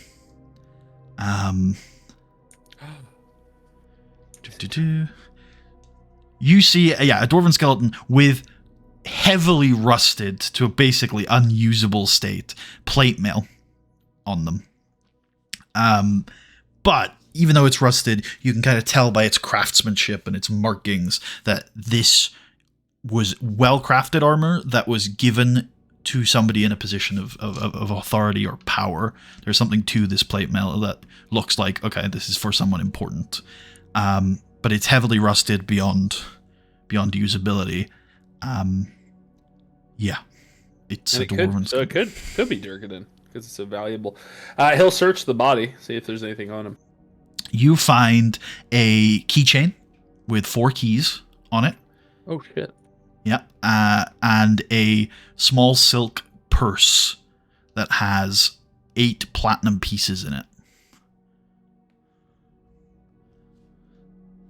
The platinum coins are minted with the same smith's mark that you found on the weapons earlier. Which I can ping you again. It is this. This is the mark that's on the platinum pieces.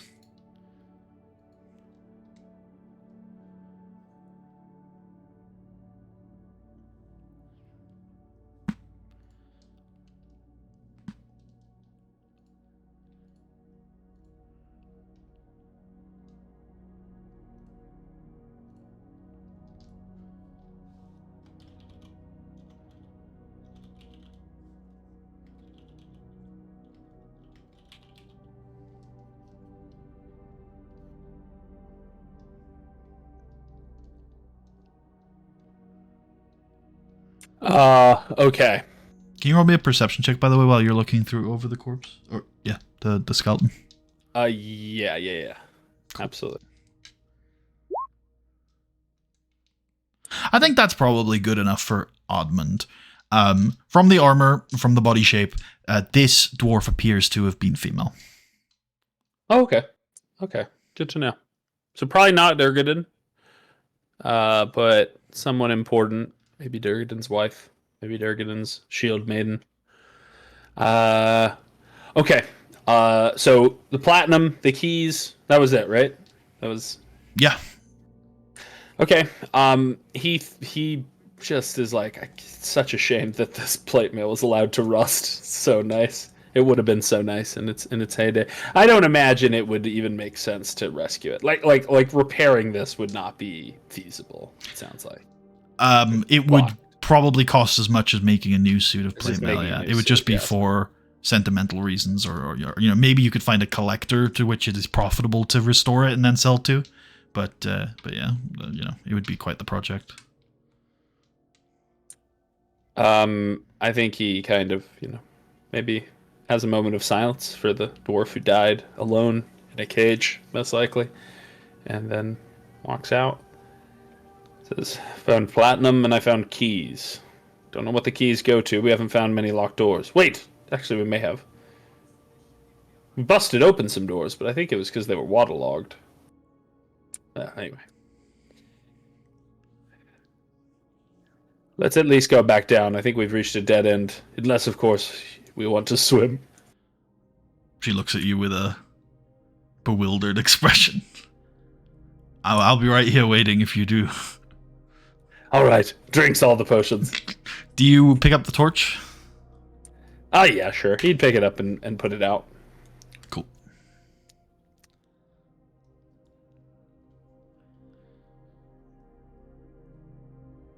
Fuck this place.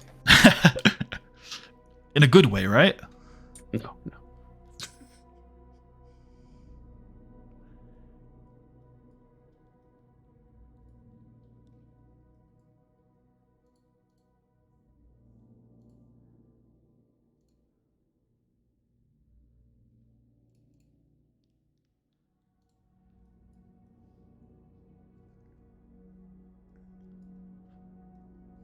Oh, Dorian's vision is so on. It's still on. Nightmarish. Yeah. He can still perceive even though he's been eaten. I'll turn it off. That is the thing that nightmares are made out of.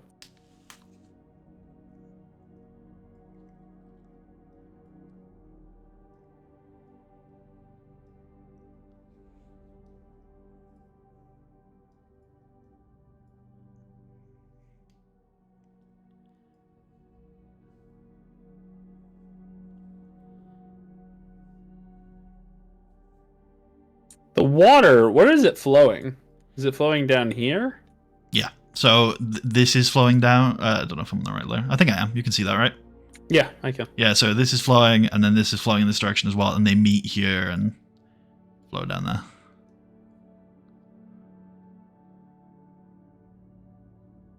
Have we been in that room? Oh, yeah, it's this room. North, yeah. Yeah, okay. Door in the north. Isometric north.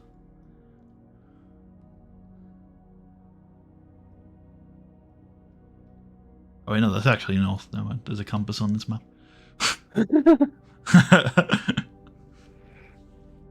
No, we've been in these rooms. Oh, this was the horrible, horrible ooze. I hate that was a fucking snake. A fucking snake.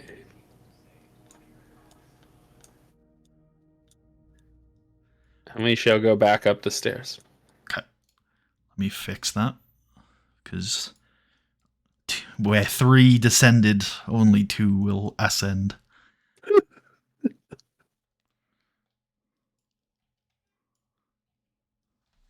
Dorian's just waiting for us at the top. I'm back!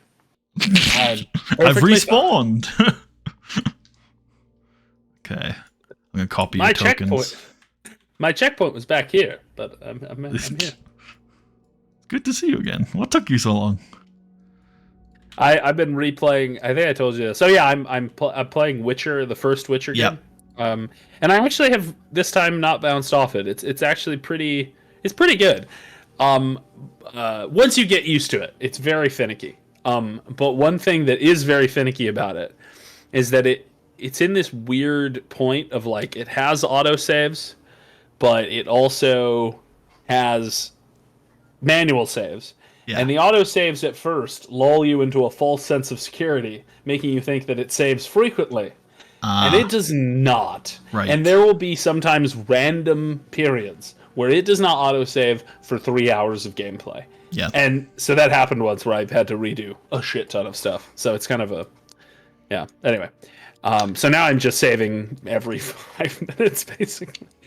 Can I get new initiatives, please? You're in the bottom right. Yeah. Yes, of course. Fuck, this place is big. Jesus. Jesus. Jesus.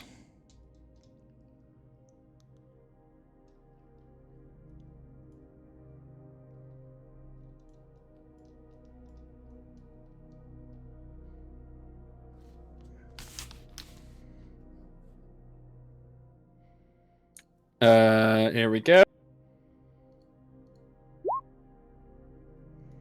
Great.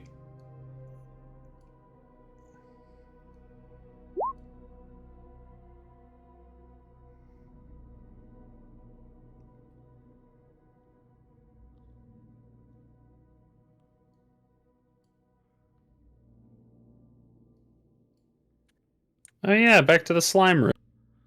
Yeah.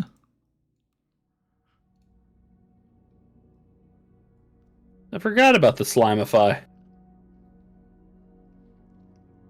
Gotta The watch out. The Nickelodeon playroom, if you will. Oh god, this is where they get it. Yeah. Someone has to come. Someone has to come down here and collect the slime. It's a horrible job. Half the time they get grabbed by a roper and die. Pays well though.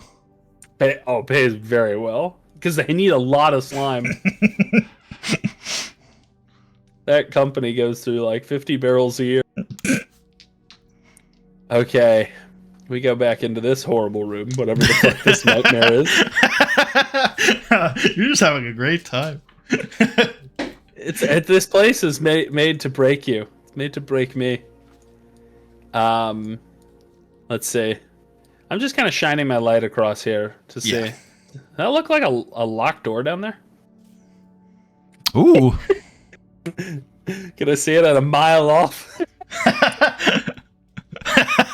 That's a good question, actually. Hold on. It's 125 feet, so it's not. And also, there's bioluminescence in this room as well. Oh, so wow. actually, yeah, you can see the door. Let me. This is.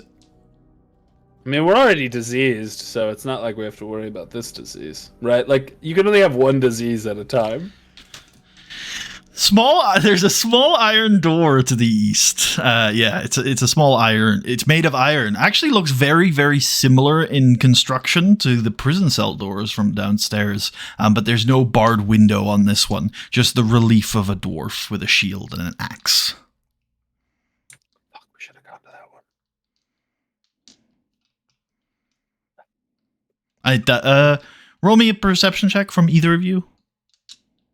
From either? Either, yeah. Istria will make a perception.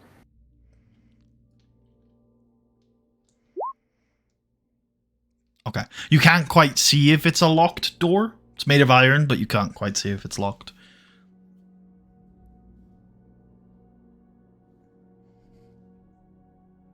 Admand says, I want to give it, if you're willing, one more try, but not now. I say, we go back up to the room. We sleep for a night. We mourn Dorian. And then, we try to see if we can find the forge. She nods at you wordlessly. Alright. I think that's what we're going to do then. So I'm going to backtrack. Do you want me to walk through that? No, I don't think so. If your plan is to get from here, walk through my right. footprint. I'm looking at it, and I don't think there's going to be any problem with that. You can go ahead, and I can skip that. I can fast track that for you. Okay. So I'll just move you up to here for now, and then I'll move you over here. I don't know what this is gonna look like. Apologies if it triggers you, because there's a Dorian on the screen. I'll delete him as quickly as I can. There you go, he's gone. Okay. There we go. Cool. Yeah. You get back together with the full party, the full team. I think one of the girls will say, will ask if they're going home soon. Admand comes in covered in blood and viscera, carrying Dorian's dagger, and he puts it down on the bed that Dorian was sleeping on. Just blood all over it. And he looks up at the girl and says, "One day." Okay. And he sits down against the wall, and I don't think he says a thing. It's just All right. dark energy surrounding him. Is Billy Billy brings you afraid? some stew. He a little bit hesitant, but he brings you some food. He'll eat.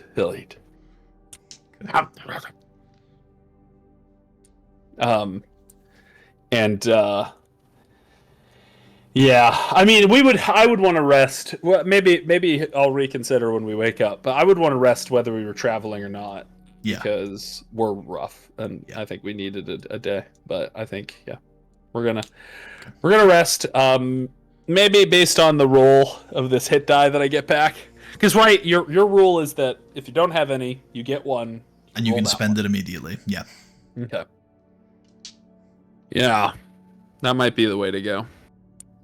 You Okay. get your second win back as well. Get my second. Yeah. Oh, I'm getting my second win. And I'll also get back my action surge and that sort of thing. Yeah. All right. You committing to a short rest? Committing to a short rest. We'll set up the watches. Yep. I've done my encounter checks and you're all good, so you can go ahead and get your short rest resolved.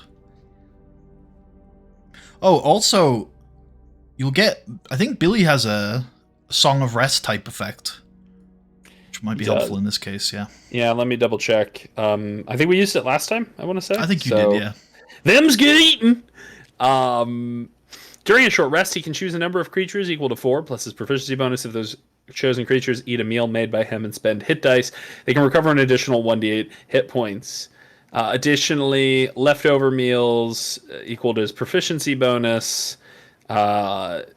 These leftover provide temporary hit points, so they would provide 2 temp hit points to 2 people. We only have 2 people left, so that would...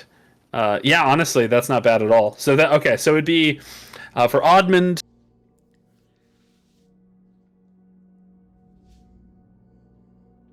be 1d10 plus... It's plus con, right? For hit dice, yeah. For hit dice, yeah. So 1d10 plus 3... And then I'll just add in that d8 from the bonus rest. 18. Wow, that's really good.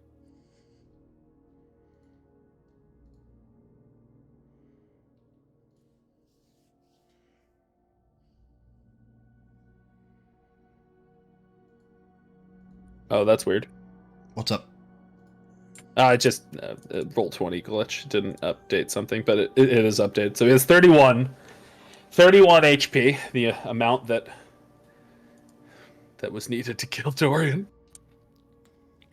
But it was actually 33 that killed him. And then Istria will hopefully just get back to full on this.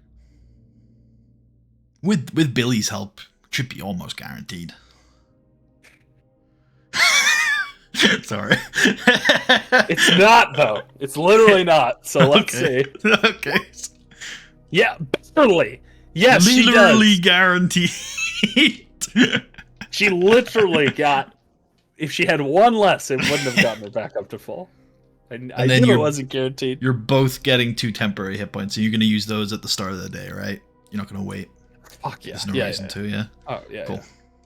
Yeah, I eat those temp HP. I mean, he literally he has dinner, then he has breakfast, then he has second breakfast. He's loaded up on food. Honestly, he's bloated. Probably disadvantaged to everything. Sure. Yeah. All right. Yes. That's happening now. No, okay. I'll give you extra XP at the end of it for roleplay. Okay. Wow. We have Admand's filled up, Istri's filled up. Well, Admand's not full HP, but he's refreshed. Admand turns to Faldor and Billy and says,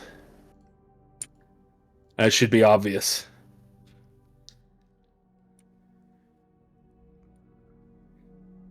Dorian died last night. He was eaten whole by a roper. Or I assume that's what it's called. There's no way for me to know that. I mean, you might have heard about it. Sure. I've heard about them. They're terrible. Yeah. Awful. I feel that we're close. close to what we came here for. I'm going to give it one more shot today. If we can't find it, then we'll leave. If we don't return by the end of the day, you should leave without us. Take the girls back to the farm. Then burn the farm. lock the girls and the parrots in the barn and burn them alive. Then go back to the town and kill every man, woman, and child there.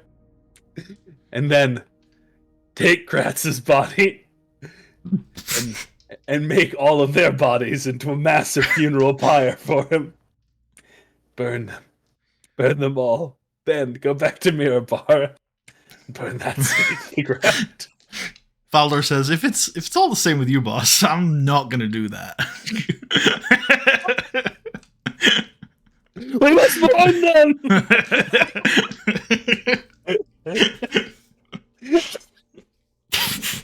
I just love the idea that the way we bury Kratz is by putting him in the barn and then like doing a fucking Viking funeral where we lock all of the innocent women and children into the barn and burn them alive.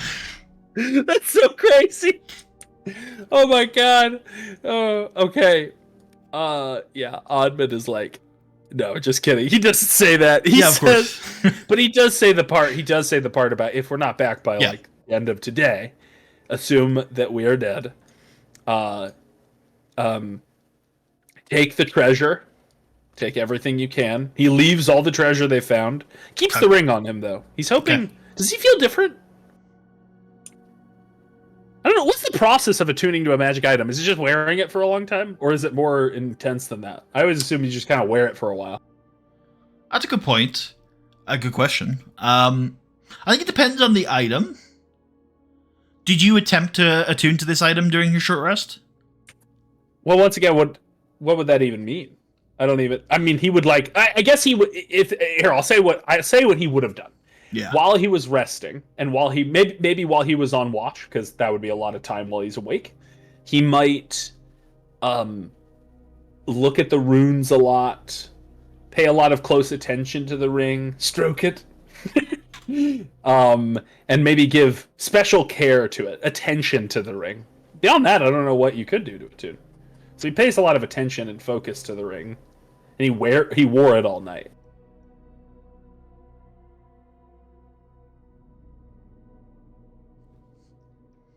Okay, I think I have an idea.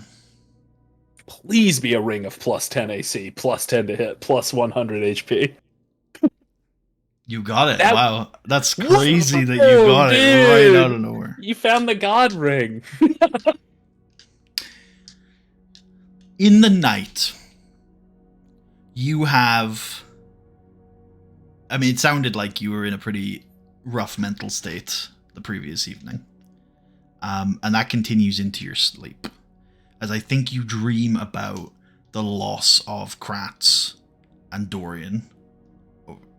Oh, you were very still for a second there. Kratz and Dorian over the last few days. And run through sort of what happened. I think Admand has expressed in character sort of insecurities about protecting his teammates and things like that, and it's probably those get brought up again as you sort of live through Kratz and Dorian's deaths once more. But he's in a weird position where he both feels guilty for allowing them to die, but he also feels guilty if he leaves right now, because he feels like the whole reason we came here was for this mission, and if we leave because they died, isn't that worse? Like, almost, in a way. So I think he's lost right now. He doesn't know what the right thing to do is. Anyway, but you were going to say. So yeah. At the end of both of these relivings, though, something changes. Something happens in the dream that didn't happen in reality. As you stand over the dead body of Kratz. And actually, Dorian's death goes quite differently. Because after the fight with the Roper, you're able to pull out a battered, bruised, and scarred, but still intact corpse of Dorian. Very wet. Very wet. And as you stand over their corpses, you feel strangely warm, like a warmth coming from within you. And like there's a presence behind you, a presence with you. A friend, a distant memory of somebody you know but you can't quite remember. And then that sort of presence flows through you and into your fallen companion.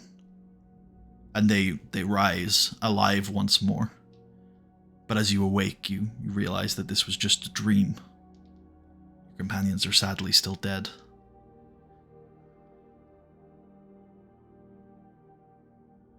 That's fucked. I think Admand wakes up with more conflict in his soul. He's just as fucked up now as he was before. The next day, though, that presence, distant though it is, like is still there. Yeah. So it feels like a friend is with me. That's what you're saying. Yeah, or someone you know, someone you think fondly of. I feel like I can talk to them. Do you try? Do you think something in your head directed towards the presence? Sure. Hello? There's no response. Someone there? Okay. He'll meditate more on this. He is going...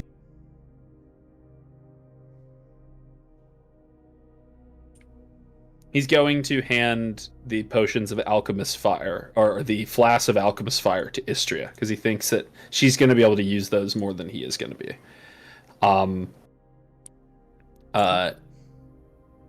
And I think that he is going to...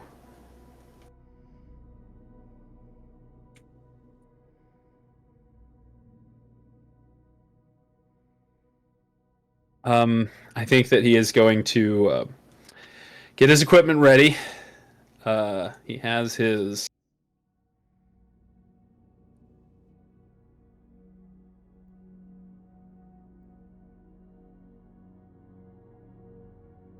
He has a second wind in his action surge. I'm trying to think if there's a reason if I shouldn't just second wind right now.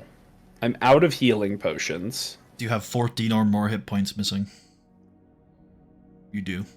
So I do. There'd be no. So there's no way to waste. Yeah. I might as well. I'm going to use the second wind. Okay. As I wake up, I feel invigorated.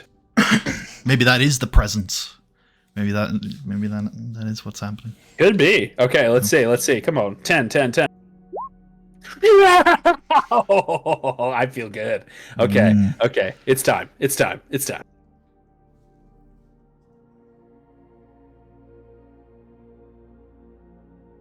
Admand is almost at full HP. Istria is at full HP. Admand gets his weapons ready, cleans them. Right. We from what we discussed, I need to take my armor to a proper blacksmith. I can't do any I can't do any repairs here in the dungeon. You could do some triage is the wrong word, but essentially first aid. You could keep it from getting worse and do some stuff, but mechanically you're not going to fix it. But we could say that you're keeping it on life support. Yeah.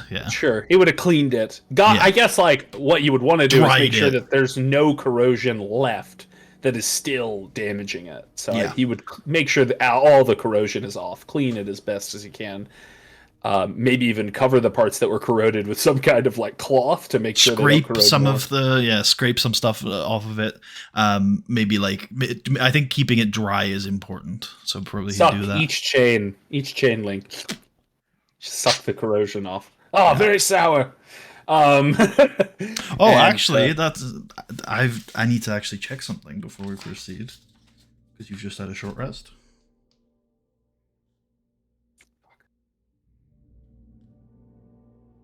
What does that mean?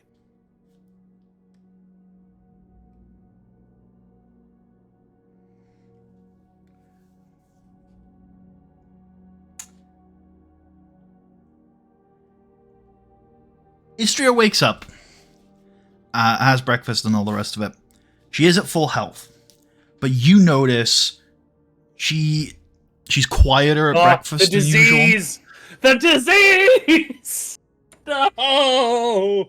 She seems to be sweating quite a bit. And mechanically, I'll say that Istria has 1 level of exhaustion.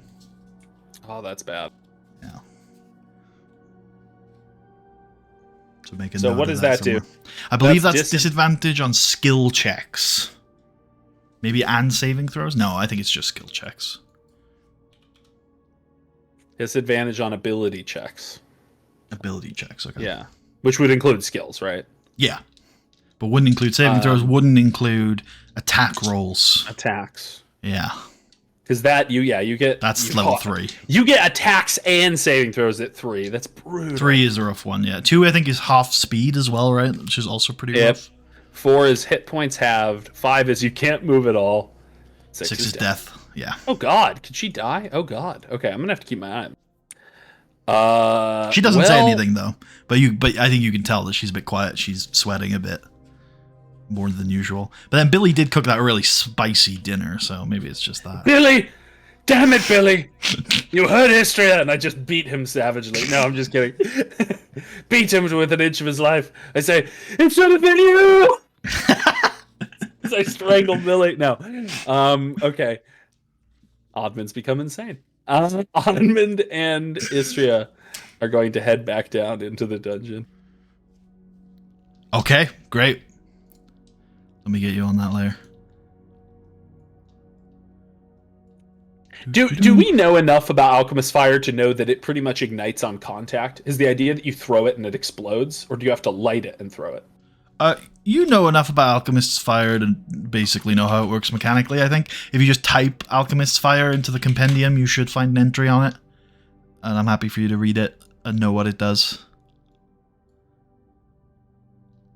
Yeah. And no, it is a strong thing. Alchemist. The sticky adhesive fluid ignites when exposed to air. What a dangerous thing to have exist. How do you keep it stable when you make it?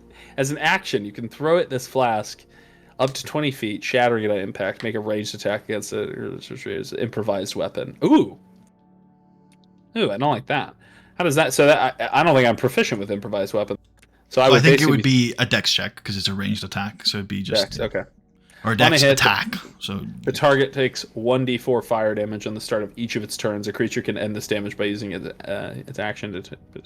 That is pretty good, especially if you're fighting something that has a lot of HP. Just to be doing fire damage to it every turn, and even if it doesn't if it uses that action to put it out, then that was worth it just to waste one of its actions. Yeah. If its actions are more valuable than yours. Which happens. Well, it happens, although that is starting to thin out. Now that we only have 2 characters, our actions are starting to become more valuable than they were. Yeah. Although Istria can do so much with her bonus action that maybe, she can have a very fruitful turn without having an action. Well, I mean, so sort of the meta has been for Istria to do everything else and Admand to just whack. It's like, get Admand into position, get him whacking, and have Istria deal with all the other things that are going on. Okay, we are going to walk back to the room with the spores. Oh, actually, yeah, I need to do some rolls before you proceed.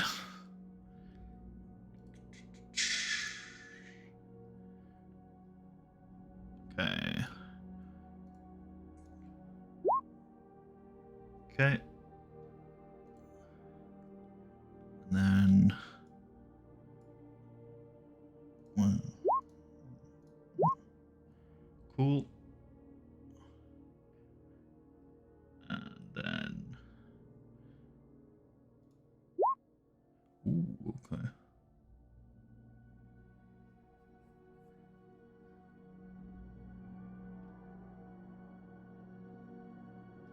All right. Yeah, you don't have any trouble getting back to the room with the spores. Do you want me to take you there, or are you going to do it yourself? Yeah, you can take me there. It's probably quicker for you to just drag me there. Yeah. Yeah? Yeah. Wait, that doesn't look right. Okay, cool.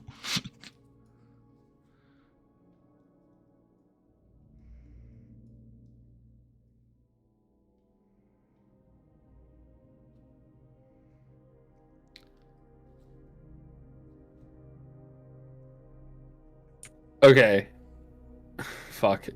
So I remember when you were. Oh, fuck. I'm just realizing something. When you originally described this room, you said that it would be likely that we might have to make some checks as we move through the spores to avoid setting Touching them them. off, maybe. Yeah. Would those be Would those be saving throws? Yeah.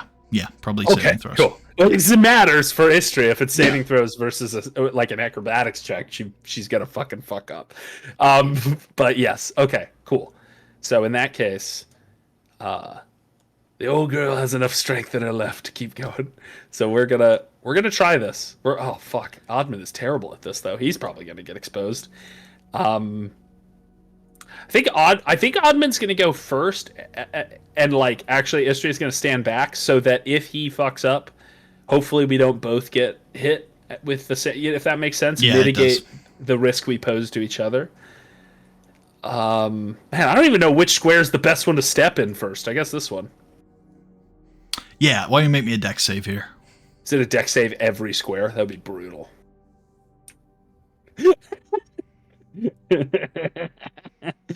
Okay, here we go. Dex save Aroni.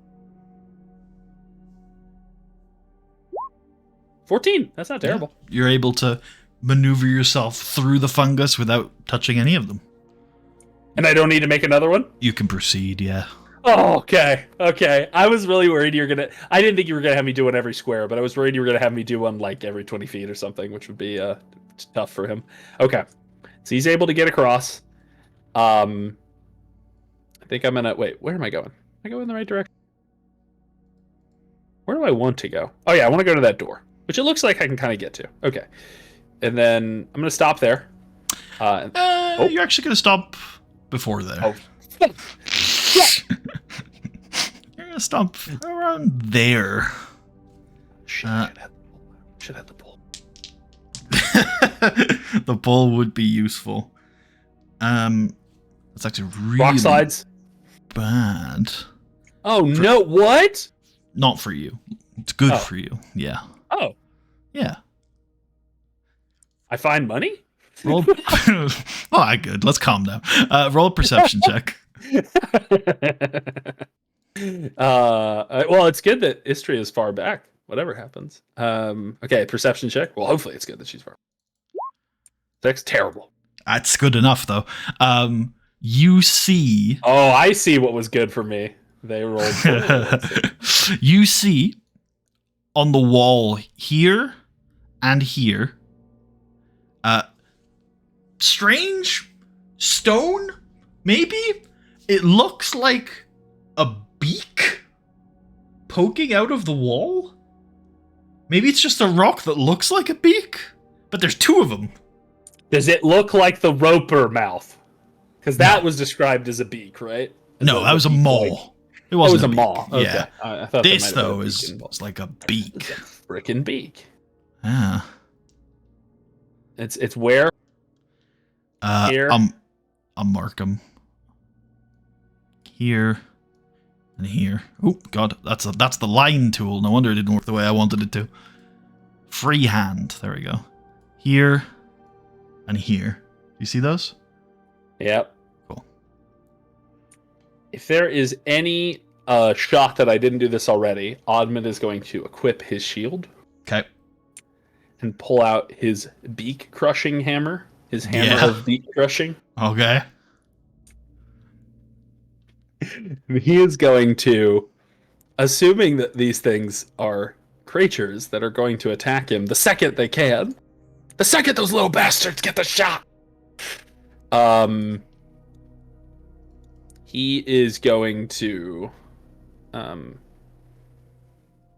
just in as swift a motion as possible attempt to smash this beak with his hammer. I think we're gonna call this initiative. Cool. Jesus Christ, Admand. Roll history into it as well. So poor. Okay, I'm gonna do the description before I roll initiative because I'm Oh my gosh, look at that. certain that this creature is gonna beat you on initiative. So I'll do the description first. as you approach, unstealthily and unswiftly, really, the beak kind of pokes itself out from the wall and it opens itself up as this kind of disgusting, fleshy underside shows itself. And out from the wall, what was camouflaged, you see surrounding the beak 4 tentacles surrounding the beak and a long worm-like body that was also blending in to the background. Gonna see if I have a handout for this creature. What is this little beak? What is this little beaky? Little beekeeper, if you will. A beekeeper. Yeah. I want to show you this picture, even though it has the name on it. I think it's worth it. That is the creature that emerges from its stony camouflage. Yep, I have... in another campaign, I used these, I think, as a monster against a party. I don't remember what they do, though. I don't remember much. I think that they are... So, okay, there we go. Okay, we're going to start on the Grick's Fuck you, turn. Grick. Because, yeah, I think until the... I think until... Actually, no, I'll let Istria act. Admand... Yeah. Well, I don't know. Yeah, go on. Well, you said it was illuminated in here. She's got Yeah. her lantern. She can see Admand, like, doing something. He's got his hammer out and he's about to smash a wall. Yeah. Yeah. She's in it. She knows. She's cool. She's jiving. Sure. She's a cool jiver. She Whatever jives. that means. She jives. She has been known to jive. Occasionally. She's gonna move in, and I guess she'll have to make that deck save, right? Yep. Okay.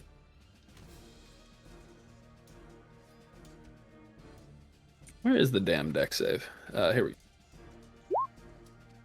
Perfect. Crushes it. She's ducking and weaving. Even sweating. Okay. And then that was 40 feet right there. Oops. Ignore that. Oh. Okay. Well, I'd like that to be the first roll, thank you. Istra is going to move up to here and is going to that was a bonus action dash, just so you know.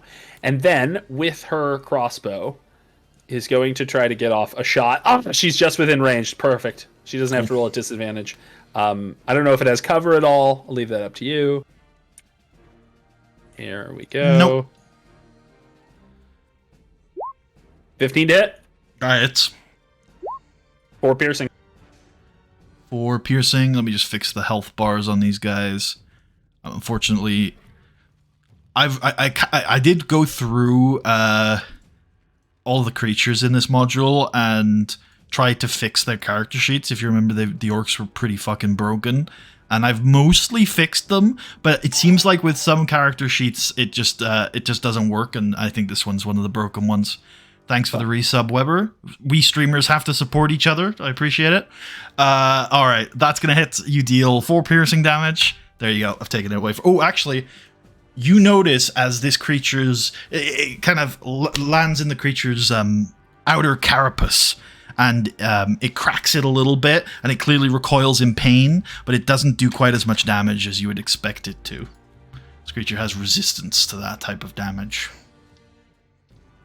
2 piercing, it seems like. Yeah. Likely. Hopefully not non-magical weapons. When we start running into creatures that are resistant to non-magical damage, we're going to be fucked. Because now we have nothing to deal with that. But Admand notices that, and thankfully he has his beak-smashing hammer. That's true. Anyway, but that's Istria's turn. Okay, cool. The Grick is next to act.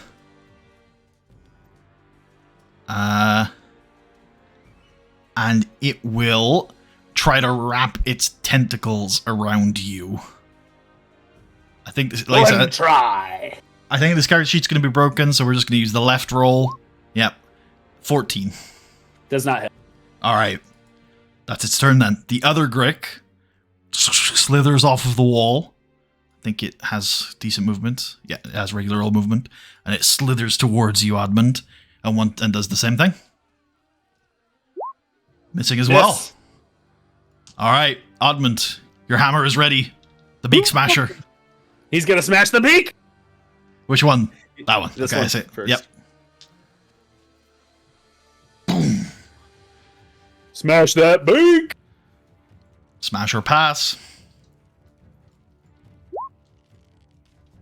21 to hit. 21 hits. The 9 beak bludge.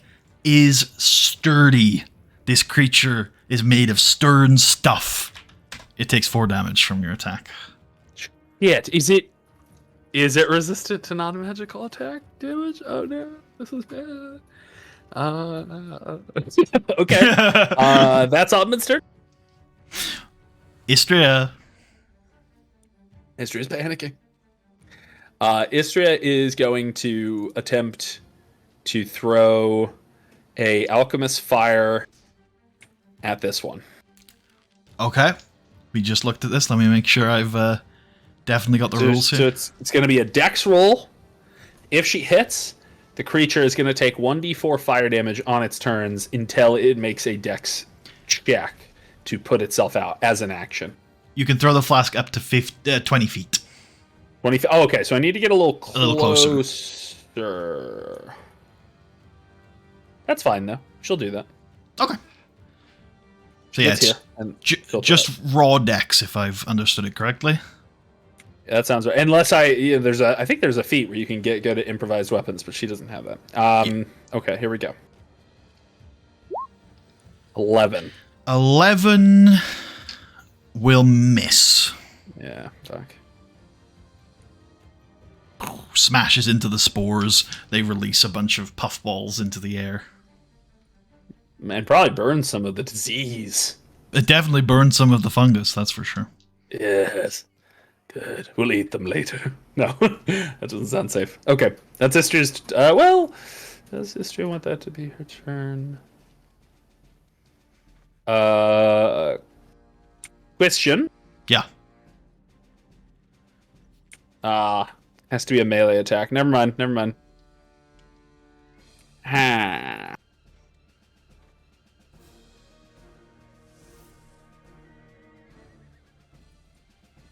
I think that's going to be Istria's turn for now. Okay, the Gricks go. First one tries to wrap its tentacles around you. 8, I assume, will miss. Yes, it will. Second one does the same. 12 will also miss. They're unable to get a grip. Admand, hoping beyond hope that these things are not just resistant to all non-magical attacks, will switch to a spear and is... Wait, no, we've done that. We've done piercing. Yeah. We've done bludge. So I'm going to switch to a sword and do slashing. Slashing damage, okay. Okay. This is why it helps to have so many different weapons in your arsenal. For sure. There we go. Oh! Well, that's going to miss. Oh! Terrible.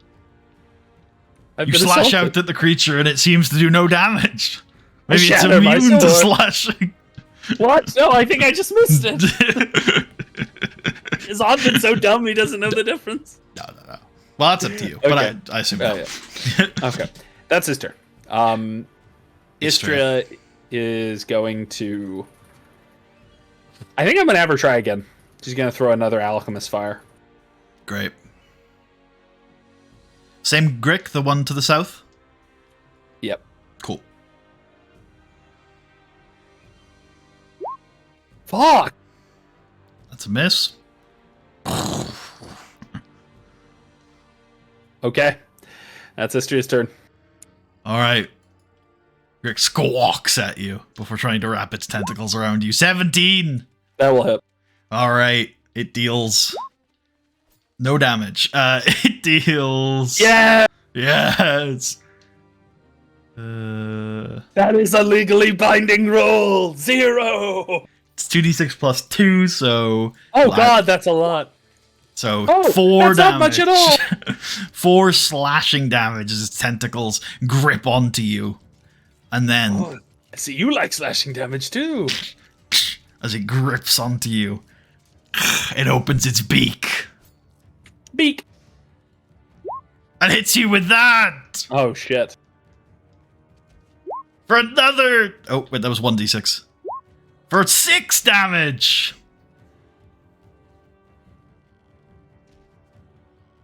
And then its tentacles release. Okay. The second Grick, though, yep, gets to attack. That'll miss, right? Just Doesn't hit. Doesn't hit. Cool. You bat it off with your shield hand. It's your turn. Okay. Admand Hornak is going to attack with the sword again. Same target. Come on. Do I want to just fucking... No. He can roll well. He's got a high attack bonus. Come on. That hits. That'll hit. Okay, come on. 7 slashing. You slash at the carapace, but it bounces dully as it takes 3 damage. I start peeing on them. Oh, acid. Are they resistant to that? Are they weak to piss damage? I think everyone's weak to piss damage.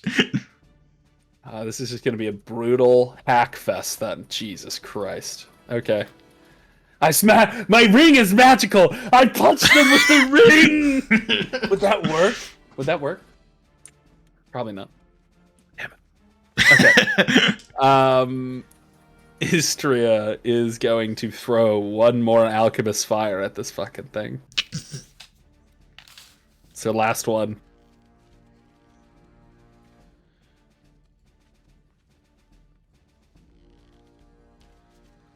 I like how Alchemist Fire doesn't actually specify that it has like an end time.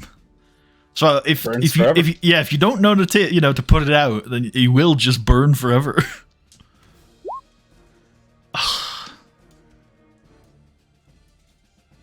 Rolls today are garbage. Yeah. Just terrible. Okay. That's her turn? Yeah. That's her turn. All right. The Grick that you've relatively harmlessly been hitting, but has gotten you once before, attempts to get you again. Missing. Misses. The guy below you. Hits. Fuck. 2d6 plus 2, 7 damage from that. And then it beaks you. Missing. Alright, Admand. You are besieged by 2 foul creatures of the night. Admand is going to...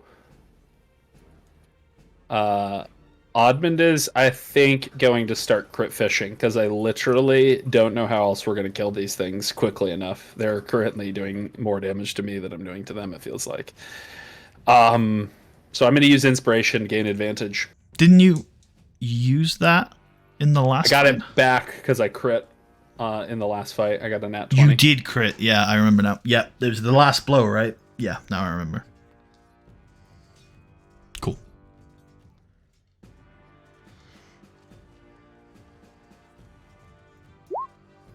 Oh my god!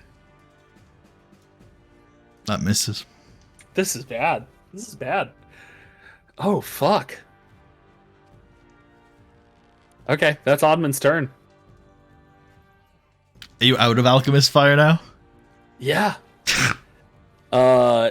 Istria is going to switch to dagger. Can she stand here? Is that standable-ish? No. That's a wall. Okay. No, that's a wall. So she's switching to her dagger. Well,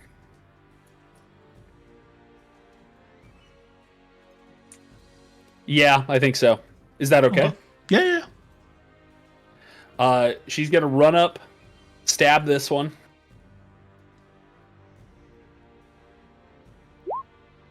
That hits. Or should it have been the rapier? Could I say it's the rapier instead of the dagger? I already rolled with the dagger. I think it's a bit too late now. You can switch next turn if you want. 4 piercing. 2 piercing. And then I'm going to use help, or aid. Yeah, help to help Admand, and then I'm going to move back. Cool. And it can't opportunity attack. It tries to, but you're too fast. All right, this one is on Admand. Hits That's bad. for another 8 damage. And then it beaks you. Hitting for another 9 damage. The Grick below you, sensing you're off balance. You're weak. Missing. All right, Admand. Not looking great.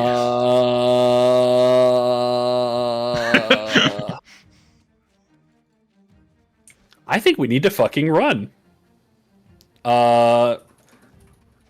There's no way I'm gonna kill these things before they kill me.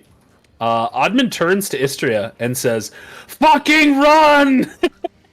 and Admund is going to action surge, disengage, and fucking run. That's 25 feet to get past Istria. Oh, Unless you had, I don't know if you had. I assume. Okay, you hadn't used an action yet that turn. You know that, right? Oh, you're right. I guess I wouldn't have to action surge. Unless I do want to. But if I action Dash surge, would be the I can disengage dash, right? Yeah. And I guess in these circumstances, it's worth having this conversation because I think I've played a little more 5e than you. There's sort of an argument between when you're running away, whether you disengage or whether you dodge. What is the argument? The argument is that if you disengage, you don't get any of the attack opportunity attacks. But if you are the same speed or slower than the enemy, they're just going to run after you and attack you anyway. So if you dodge, you can potentially you give yourself a better chance of not being hit by those opportunity attacks and the follow-up attacks when they chase after you. And then you could start, like, in this case, you could dodge and dash, for example. Yeah. Wow.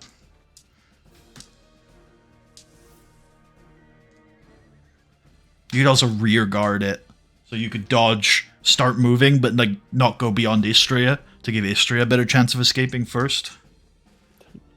Well, Istria's gonna be able to get behind me anyway, so I don't. Yeah. I'm not worried about that. Oh, that's true. She does go before the Gricks do. Yeah, that's fair. Yeah. Istria. Yeah. So okay, I like that idea. I think Admund's gonna do that. Admund's gonna bring up his shield then, and I think that instead of dodging because he's not very nimble, I think I'm gonna roleplay dodge here like he is going defensive stance. Take a defensive stance and start backing up. Cool. Let him at me! Do they take attacks? Yeah.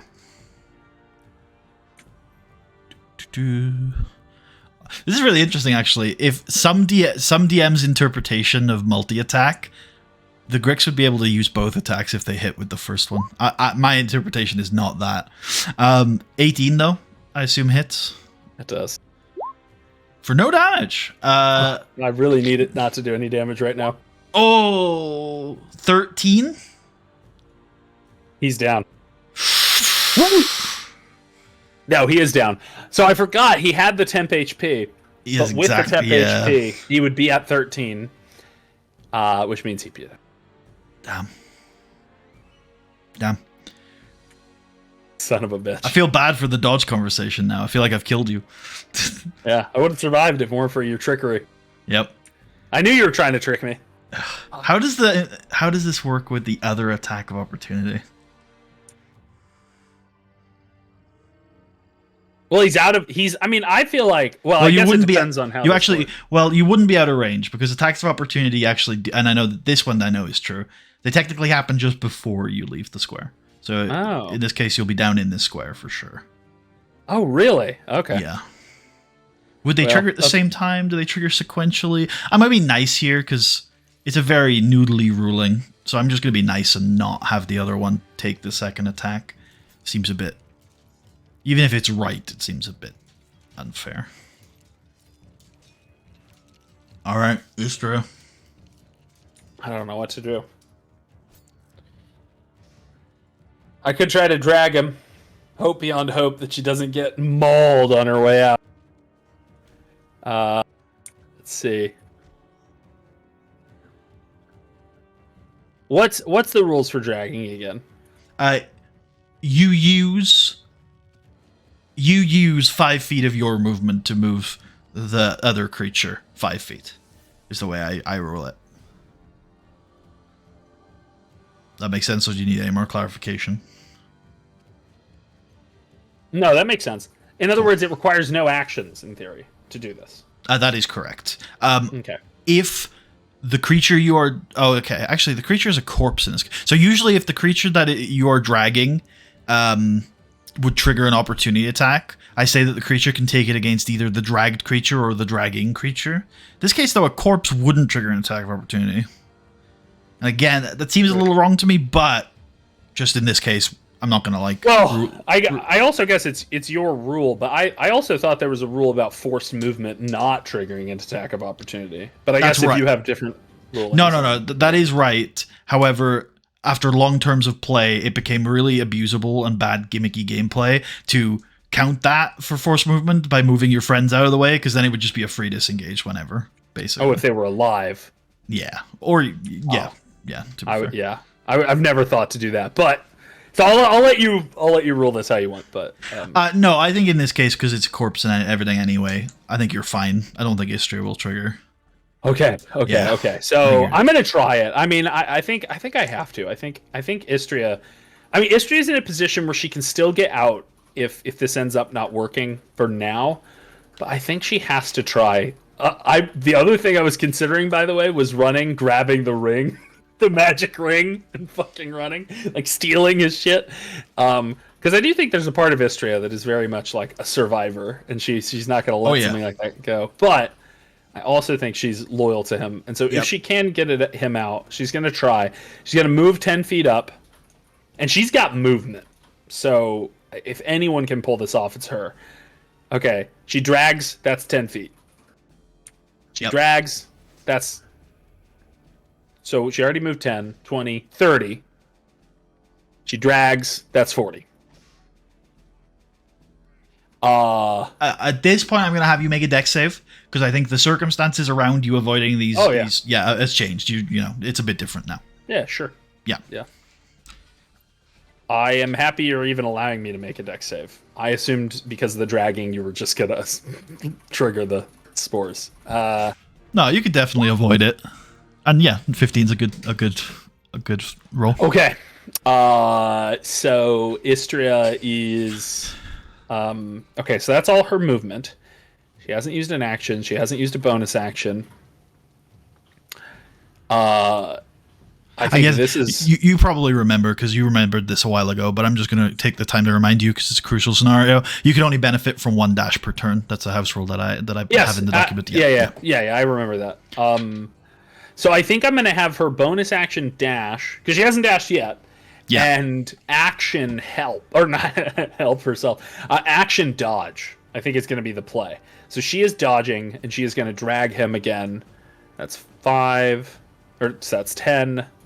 That's, well, actually, wait. Diagonal movement costs the same, so I should do it this way. That's 20. That's 30. That's 40. Okay. Wow. She is like as fast as a dwarf while she's dragging a dwarf. She's crazy. True. and then she is going to action dodge. That's her turn. Nice.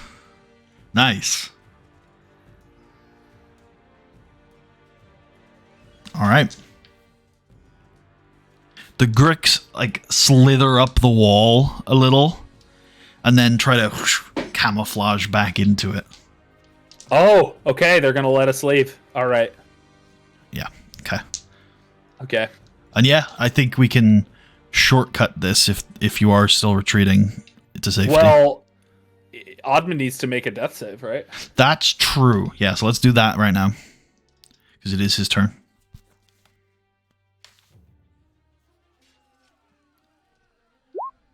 Oh my god! I mean, Istria sees him not doing well down there. If Istria feels that they're not pursuing her, she is going to... I can't even remember who last had the fucking healing kit. I need to do better at tracking where that thing's moving around to. I know at one point Billy had it. Then I think, but then at one point Admand had it. I'm just going to have you usually have it. He usually has it, but it would be what would the action economy look like grabbing it off of him if he has it? Tell me where it usually is. It's got to be accessible, right? Because you want to use it in combat. Yeah, it would be in it would be like in a side bag. I assume he has like pouches on his belt. Yeah, a belt pouch. I think it makes sense then for it to be a free object interaction to get it, and then the action to use it. Okay, she'll definitely do that then. She's not gonna, if she doesn't have to roll, she won't. So she will get out that and put the apply first aid. Okay, stay with me.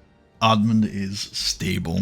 Oh my god, dude, the rolls have been fucking atrocious. Okay, and then I'm gonna bonus action dash. Yeah. Okay, and then at this point, if we're no longer if we don't need to track it in combat, yeah, she's just gonna keep dragging. Do you go all the way back up to the? Yes. Yeah. Admand would want me to fight them on my own. No, Istria is gonna drag him all the way back up to the place. Yeah. And she's like, well, that went poorly.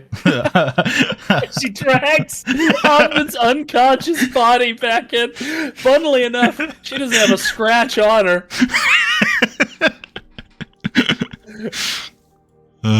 She's still sweating though. Oh god, this would be exhausting. Yeah. You were sick and you had to drag a body. I just want a Halls. Does anyone have Advil? Billy, give me some more of that soup. I'd clear my sinuses. Yeah, I think Istria would say, I hope no one will find it controversial if, while Admand is currently unconscious, I make a decision on his behalf that we should retreat. Nobody finds that controversial. I'm gonna keep an eye on him. Faldor. I'm going to keep an eye on him and the girls. Faldor, Billy, do you think you can try again to bring the animals up into here so we can load them with everything we have? Yep. Go ahead and make an animal handling check as Faldor.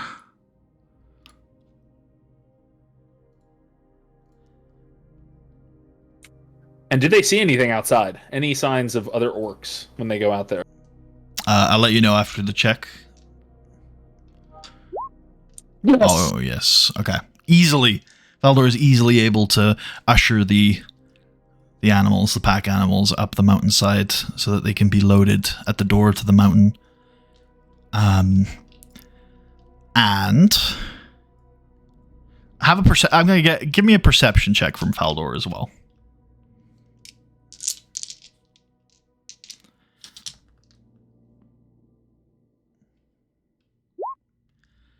Faldor says to Istria, I saw some campfires far to the north. Must be at least 10 miles, but they weren't there last time I was out there. Could be nothing. Could be something. More reason to get out of here. He nods. And okay. By the time we've loaded all the equipment, has Admand reawakened? Should I roll for that? Isn't it like a D4?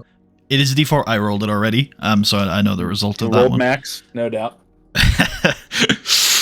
How long does it probably takes you maybe about an hour to recover. Maybe Istria does have some food and then go down, and an hour seems reasonable for all this. And Admand is not yet awake.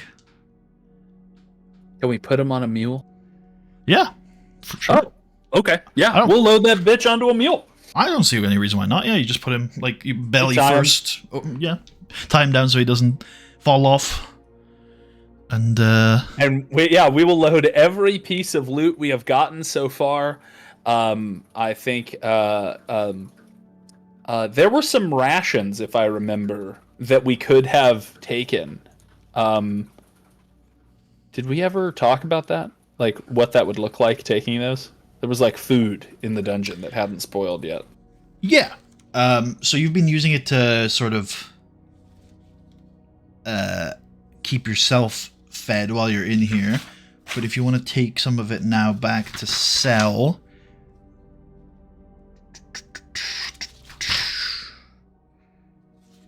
well, I also was just literally thinking just to make sure we don't run out of food on the way back, because we don't have Well, actually, that's not as much of a. Oh no, that's not as much of a worry because we planned for a lot more bodies to feed. So actually, we're probably fine on the way back.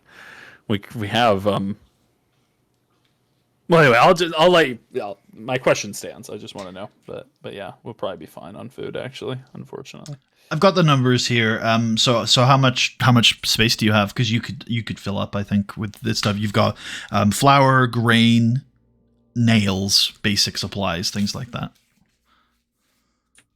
I think we probably have with Admand no more than like I could do the exact calculation in between sessions, but I think we probably have about 50 pounds left between both mules with everything we're carrying and Admand. You estimate that the value of carrying that level of these supplies back would be somewhere in the region of like 1 to 3 gold. If you think that's barely worth it. Yeah. I mean, if I think I could use any of the rations, any of that food as rations, I might still bring it just for that purpose. And then we could leave it behind if it ends up being too cumbersome. If you add a 20-pound item to your tracking, call it Kundrakar foodstuffs, and you won't have to deduct rations until you leave Blassingdell. Does that sound reasonable to you? That sounds good to me. Okay. Cool. So it'll get us back to Blassingdell easily. Yeah, and it also feeds you while you're there if you want as well. Yeah, for a little bit. Okay, we are going to load up all of the stuff and start heading the fuck out of this place. I think. We head back to the farm first. Yes. Okay. That's where I thought you might go first. And then is the plan to go to Blassingdale after? Or are you gonna head probably straight down? I think we probably should take a long rest. Watch. I think we should take a long rest in Blassingdell to make sure, or at the very least, actually, we don't need to take a long rest because we don't have anyone that has long rest resources. But we could. We'll take a. We'll probably rest there for at least another day, before we move on. Oh, I just realized I'm missing a page from this when I printed it earlier. That's very strange. That's very strange. Okay, I guess I have to use my digital notes for this.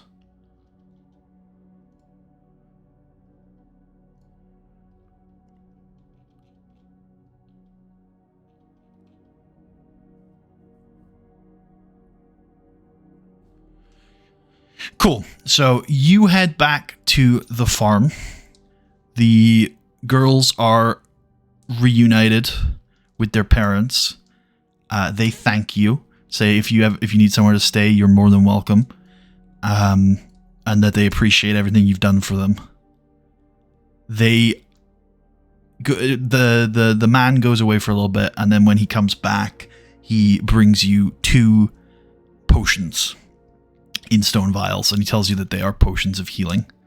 Would have been useful earlier, dickhead. No, I'm just kidding. No, I don't say that. I mean, there was nothing. There was no way to save poor Dorian. Okay, I take them and I thank him for them. Yeah. Do you what kind of how much information do you tell the pair of them about what happened? Anything? They don't really ask or pry, but they have you for dinner if you want. And yeah. In fact, I was thinking about it. I might spend more than one rest there because Blassingdell, we did the thing that makes you disappear there. And I'm worried that our arrival in Blassingdell might actually stir up some stuff. So I might not want to stay there much at all. And I don't have the heart in me to do that stupid fucking quest that we had there. We don't have enough manpower to achieve it. So I think that we're going to, Kratz.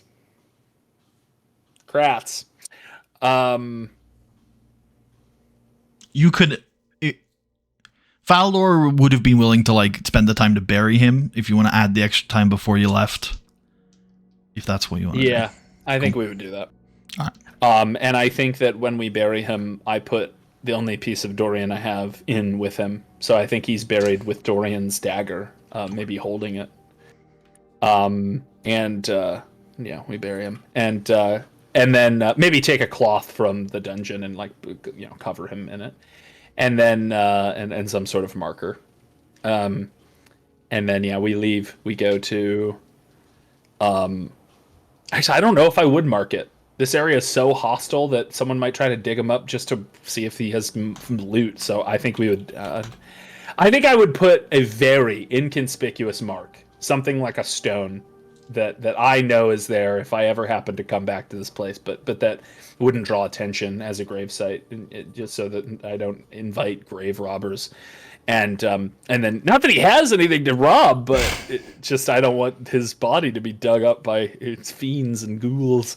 So yeah, and then we'll head back to the farm after. Okay, anyway, so when we're at the farm, I think we might actually spend enough time to get back to full health there, assuming nothing crazy happens, because yeah, like I said, I actually don't trust Blassingdale now that we've stirred up the Stone Tooth.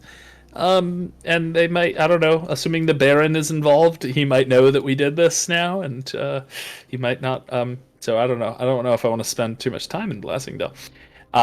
At the farm, yeah, we would tell the old man and his family, the farmer and his family, that it was a very difficult struggle. It was filled with orcs. We killed every orc but one that we found. One escaped into the hinterlands, and we also found an ogre that was leading. That was one of the leaders of the orcs, or some sort of giant kin, and we killed him. And I might describe to them some of the things we saw in the bottom layers of the dungeon that were hidden. I tell them I'm not sure how much of that the orcs even went to or knew about. It seems like they might have avoided it because it was super fucking dangerous and presumably hostile to them, just as it was hostile to me. And I think that yeah, I mean, I tell them about some of the things we found, but I never found the forge. And like anyone there can tell, it's eating Admand up that he never found the forge or didn't find Durgaden. It feels like he doesn't have a sense of completion or closure from this experience, and that maybe is eating him away a little bit. And he.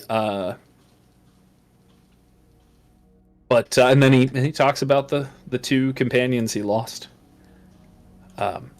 But he also says that he finds some respite at the idea that his daughters have been saved and that they can go on to lead, hopefully, good lives. He tells them to keep them safe. All right, a good sentiment. A lot of blood was spent to defend them. Well, Dorian died for money, but you could argue Kratz died for them. They are grateful. They offer you food and lodging, and yeah, they thank you profusely for what you've done for them. And on Admand's sentiments, I think that's a good place to wrap up difficult terrain, possibly for the year. I don't know if we'll. I mean, here's the question to ask: are we good for next week? No, not next week. Yeah, okay. I don't. 28th. I'll confirm. Actually, I'll come back to you on that. We might be able to. We might not. It depends on Christmas stuff, obviously. So I need to figure that out. But yeah. What a crazy session. And then obviously Admand does lock the family into the barn and burn them alive. Let me get some XP. Did you enjoy the session this week? I did. I'm sad that we lost another person, and I genuinely am annoyed that we didn't. I feel like we didn't find the bottom of that dungeon, and I feel like I went down the wrong path. I mean, it depends. You could see it as actually choosing the right path in the sense that I found this fucking cool ring. Yeah, I don't know what this ring is, but it's freaking cool. I know that. I just need to find out what it's doing for me. It's doing something. It gives me a friend. Makes me feel like I have a friend. Yeah, but and we found a decent amount of money in the dungeon. I mean, it was certainly. I don't think the raid was a failure in terms of a commercial standpoint. We made a lot of money in this dungeon, a lot more than we did on the bandit quest, and that might prove something to Dagnall. We'll see. All right, 400 XP for all 3 of the active characters today.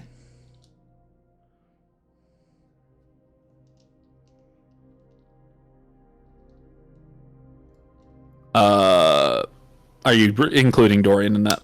Yeah.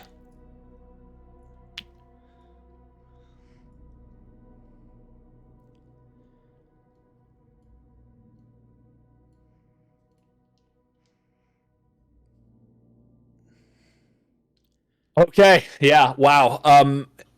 XP wise, I have shot up significantly. And if there is one thing to look to take from this horrible series of losses, it is that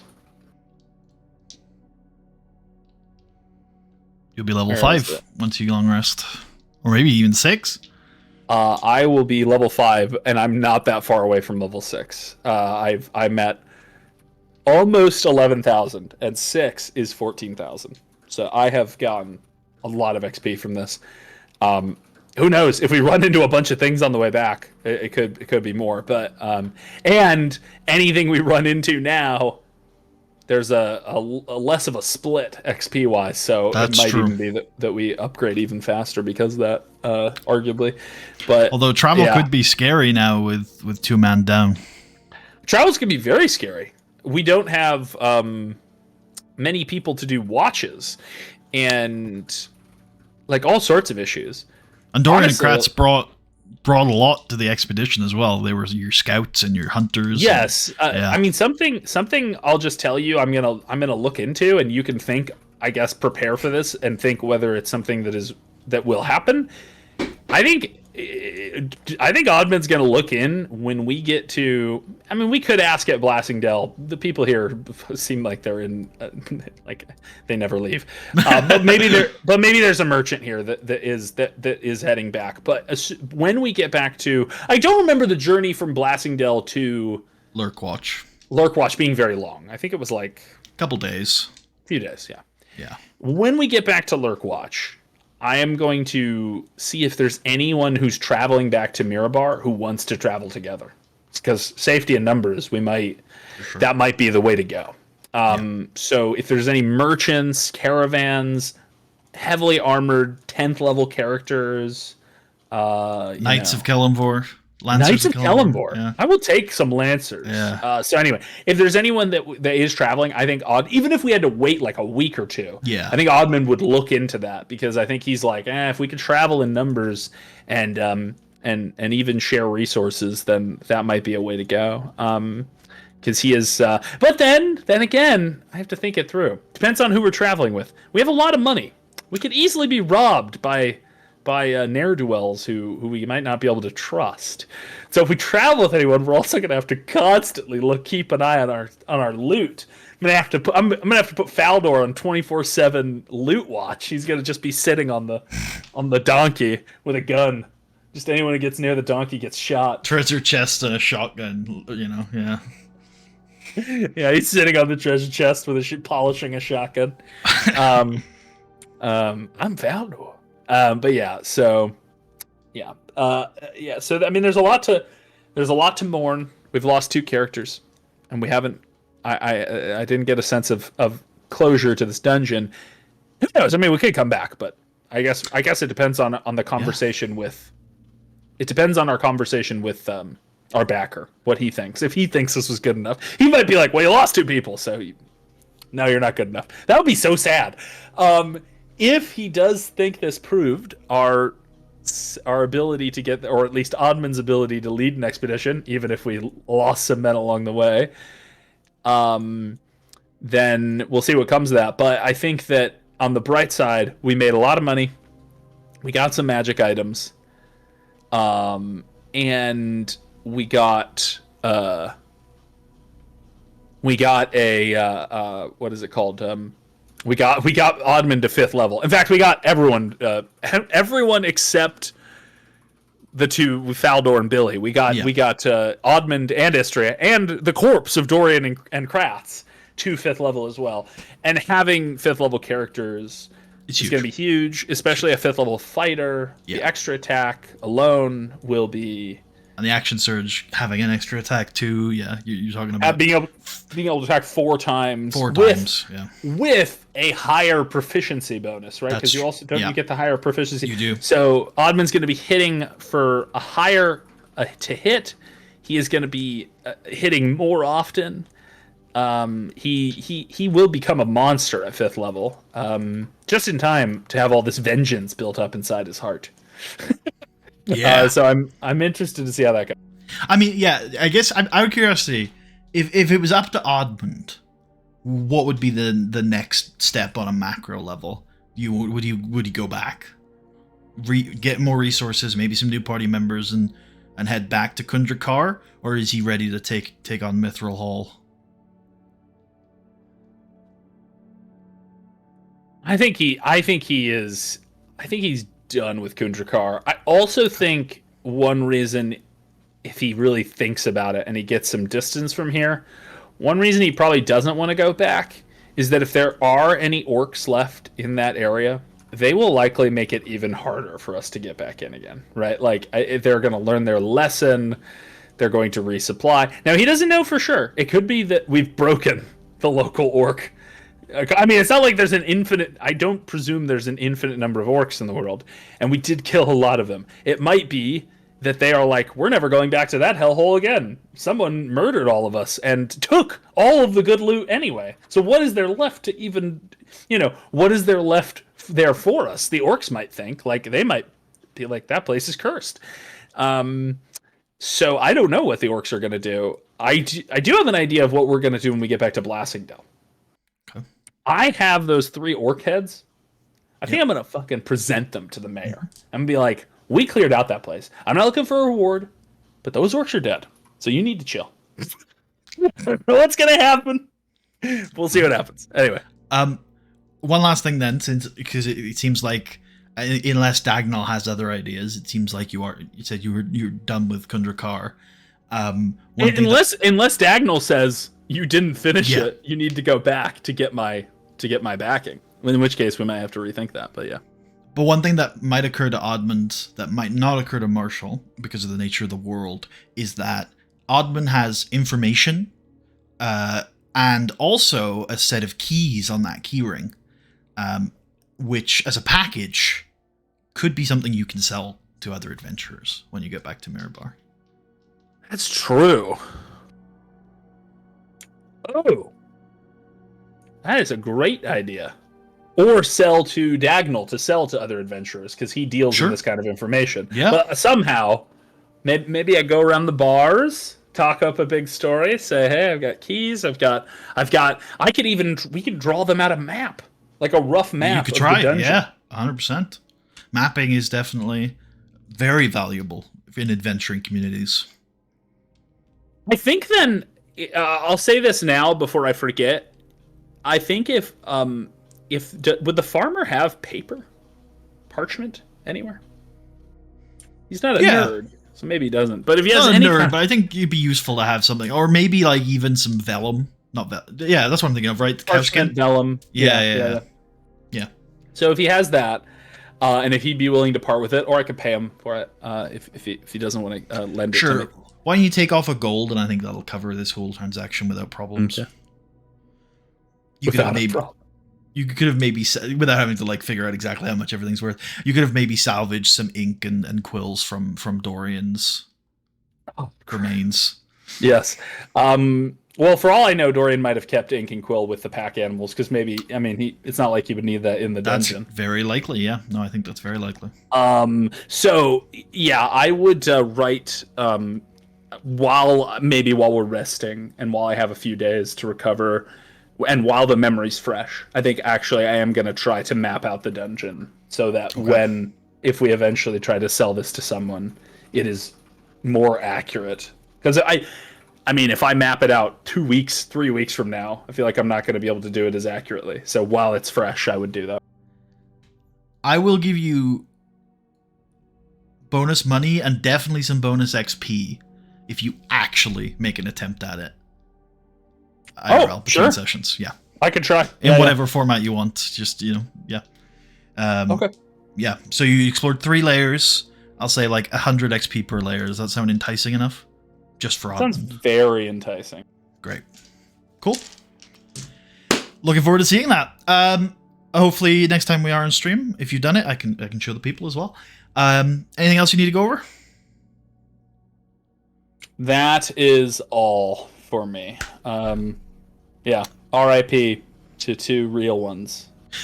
True. Yeah, Dorian got a lot done in his short career. I mean, I say short. 17 sessions is quite a lengthy campaign, and yeah, you're still going. Also, it is a miracle that Admand survived today, and that the Yeah. campaign is like the only reason. Honestly, I came very close to just abandoning him. Not because Yeah, I was I like, see what you wouldn't Istria do that? Like, is there any way Istria is going to survive if she doesn't abandon him? But then I'm like, she has the action economy to maybe get him out, and then they didn't follow her, so it worked out. But you survived by 5 feet today, I think, because it was a case of, like, those creatures are fairly territorial. Their main thing is to get you the fuck out of their home. But if Admand had been in range of them, they probably would have followed just to finish him off. But I think he was 5 feet out of range, so they just decided to back well, off. Yeah. and if they had attacked him once, he would have failed that death save. Yeah. On his second turn. Yeah. Should have been bad. But yeah, you survived. Things were on a knife edge today. Dorian died on a critical hit, so that's always going to be really unlucky. You missed a lot of checks. Istria failed to get out of the tentacle a lot with her high dex, which, is really unlucky. So lots of I think also the biggest downside, I think, to all of this is I'm assuming in the Forge there might have been something like this, but we didn't find it where we went. I don't think unless that axe is that I found. I should have tried that on the Grix. I don't think we found. We'll have to go through everything and make sure. But I don't think we found a +1 or a magic weapon, and that could genuinely be a problem because I know that in this game, the higher level you are, the more likely you are to fight monsters that are resistant to non-magic damage. So that's going to continue to become a problem until I can find a magic weapon for Admand. Also, I mean, on that point as well, I've done enough now that I feel I'm okay to pre-warning you of this. In base 5e, it's like you said, it kind of goes low level, non-magic resistance, and then it gets to like the magic resistance, and that just goes for the rest of the game. I didn't like that, and so I've gotten to the point now where if you get to the higher ends of like 8th, 9th, 10th level, there are going to be monsters that are resistant to +1 or lower weapons that you're going to need +2 or higher weapons to do full damage to. Yeah, so keep that in mind as we go as well. But yeah, you're absolutely right. So hopefully, I mean, you got 2 weapons that have a marking on them. So and maybe they're magic. Maybe. Yeah, we haven't looked into it, and I could have tried them against. I didn't think to the fucking rapier. Shit. Oh man, you were really close. You were close to trying it, but you never ended up getting to try it. I used the rapier. Oh my god. Well, I used it against. Oh no, I never did try. Oh man, I feel like such an idiot. Oh, we could have killed them. We could have murdered them. Okay. Well, anyway. I well played today, surviving though. I think you were very unlucky on Dorian. I don't think there's anything you could have done, and I think Admand surviving 17 sessions now is quite impressive. All right. Thank you all for watching. I hope you all enjoyed. Happy holidays for those who celebrate, and we'll either be back next week or in the new year. Have a good one, guys. Peace out.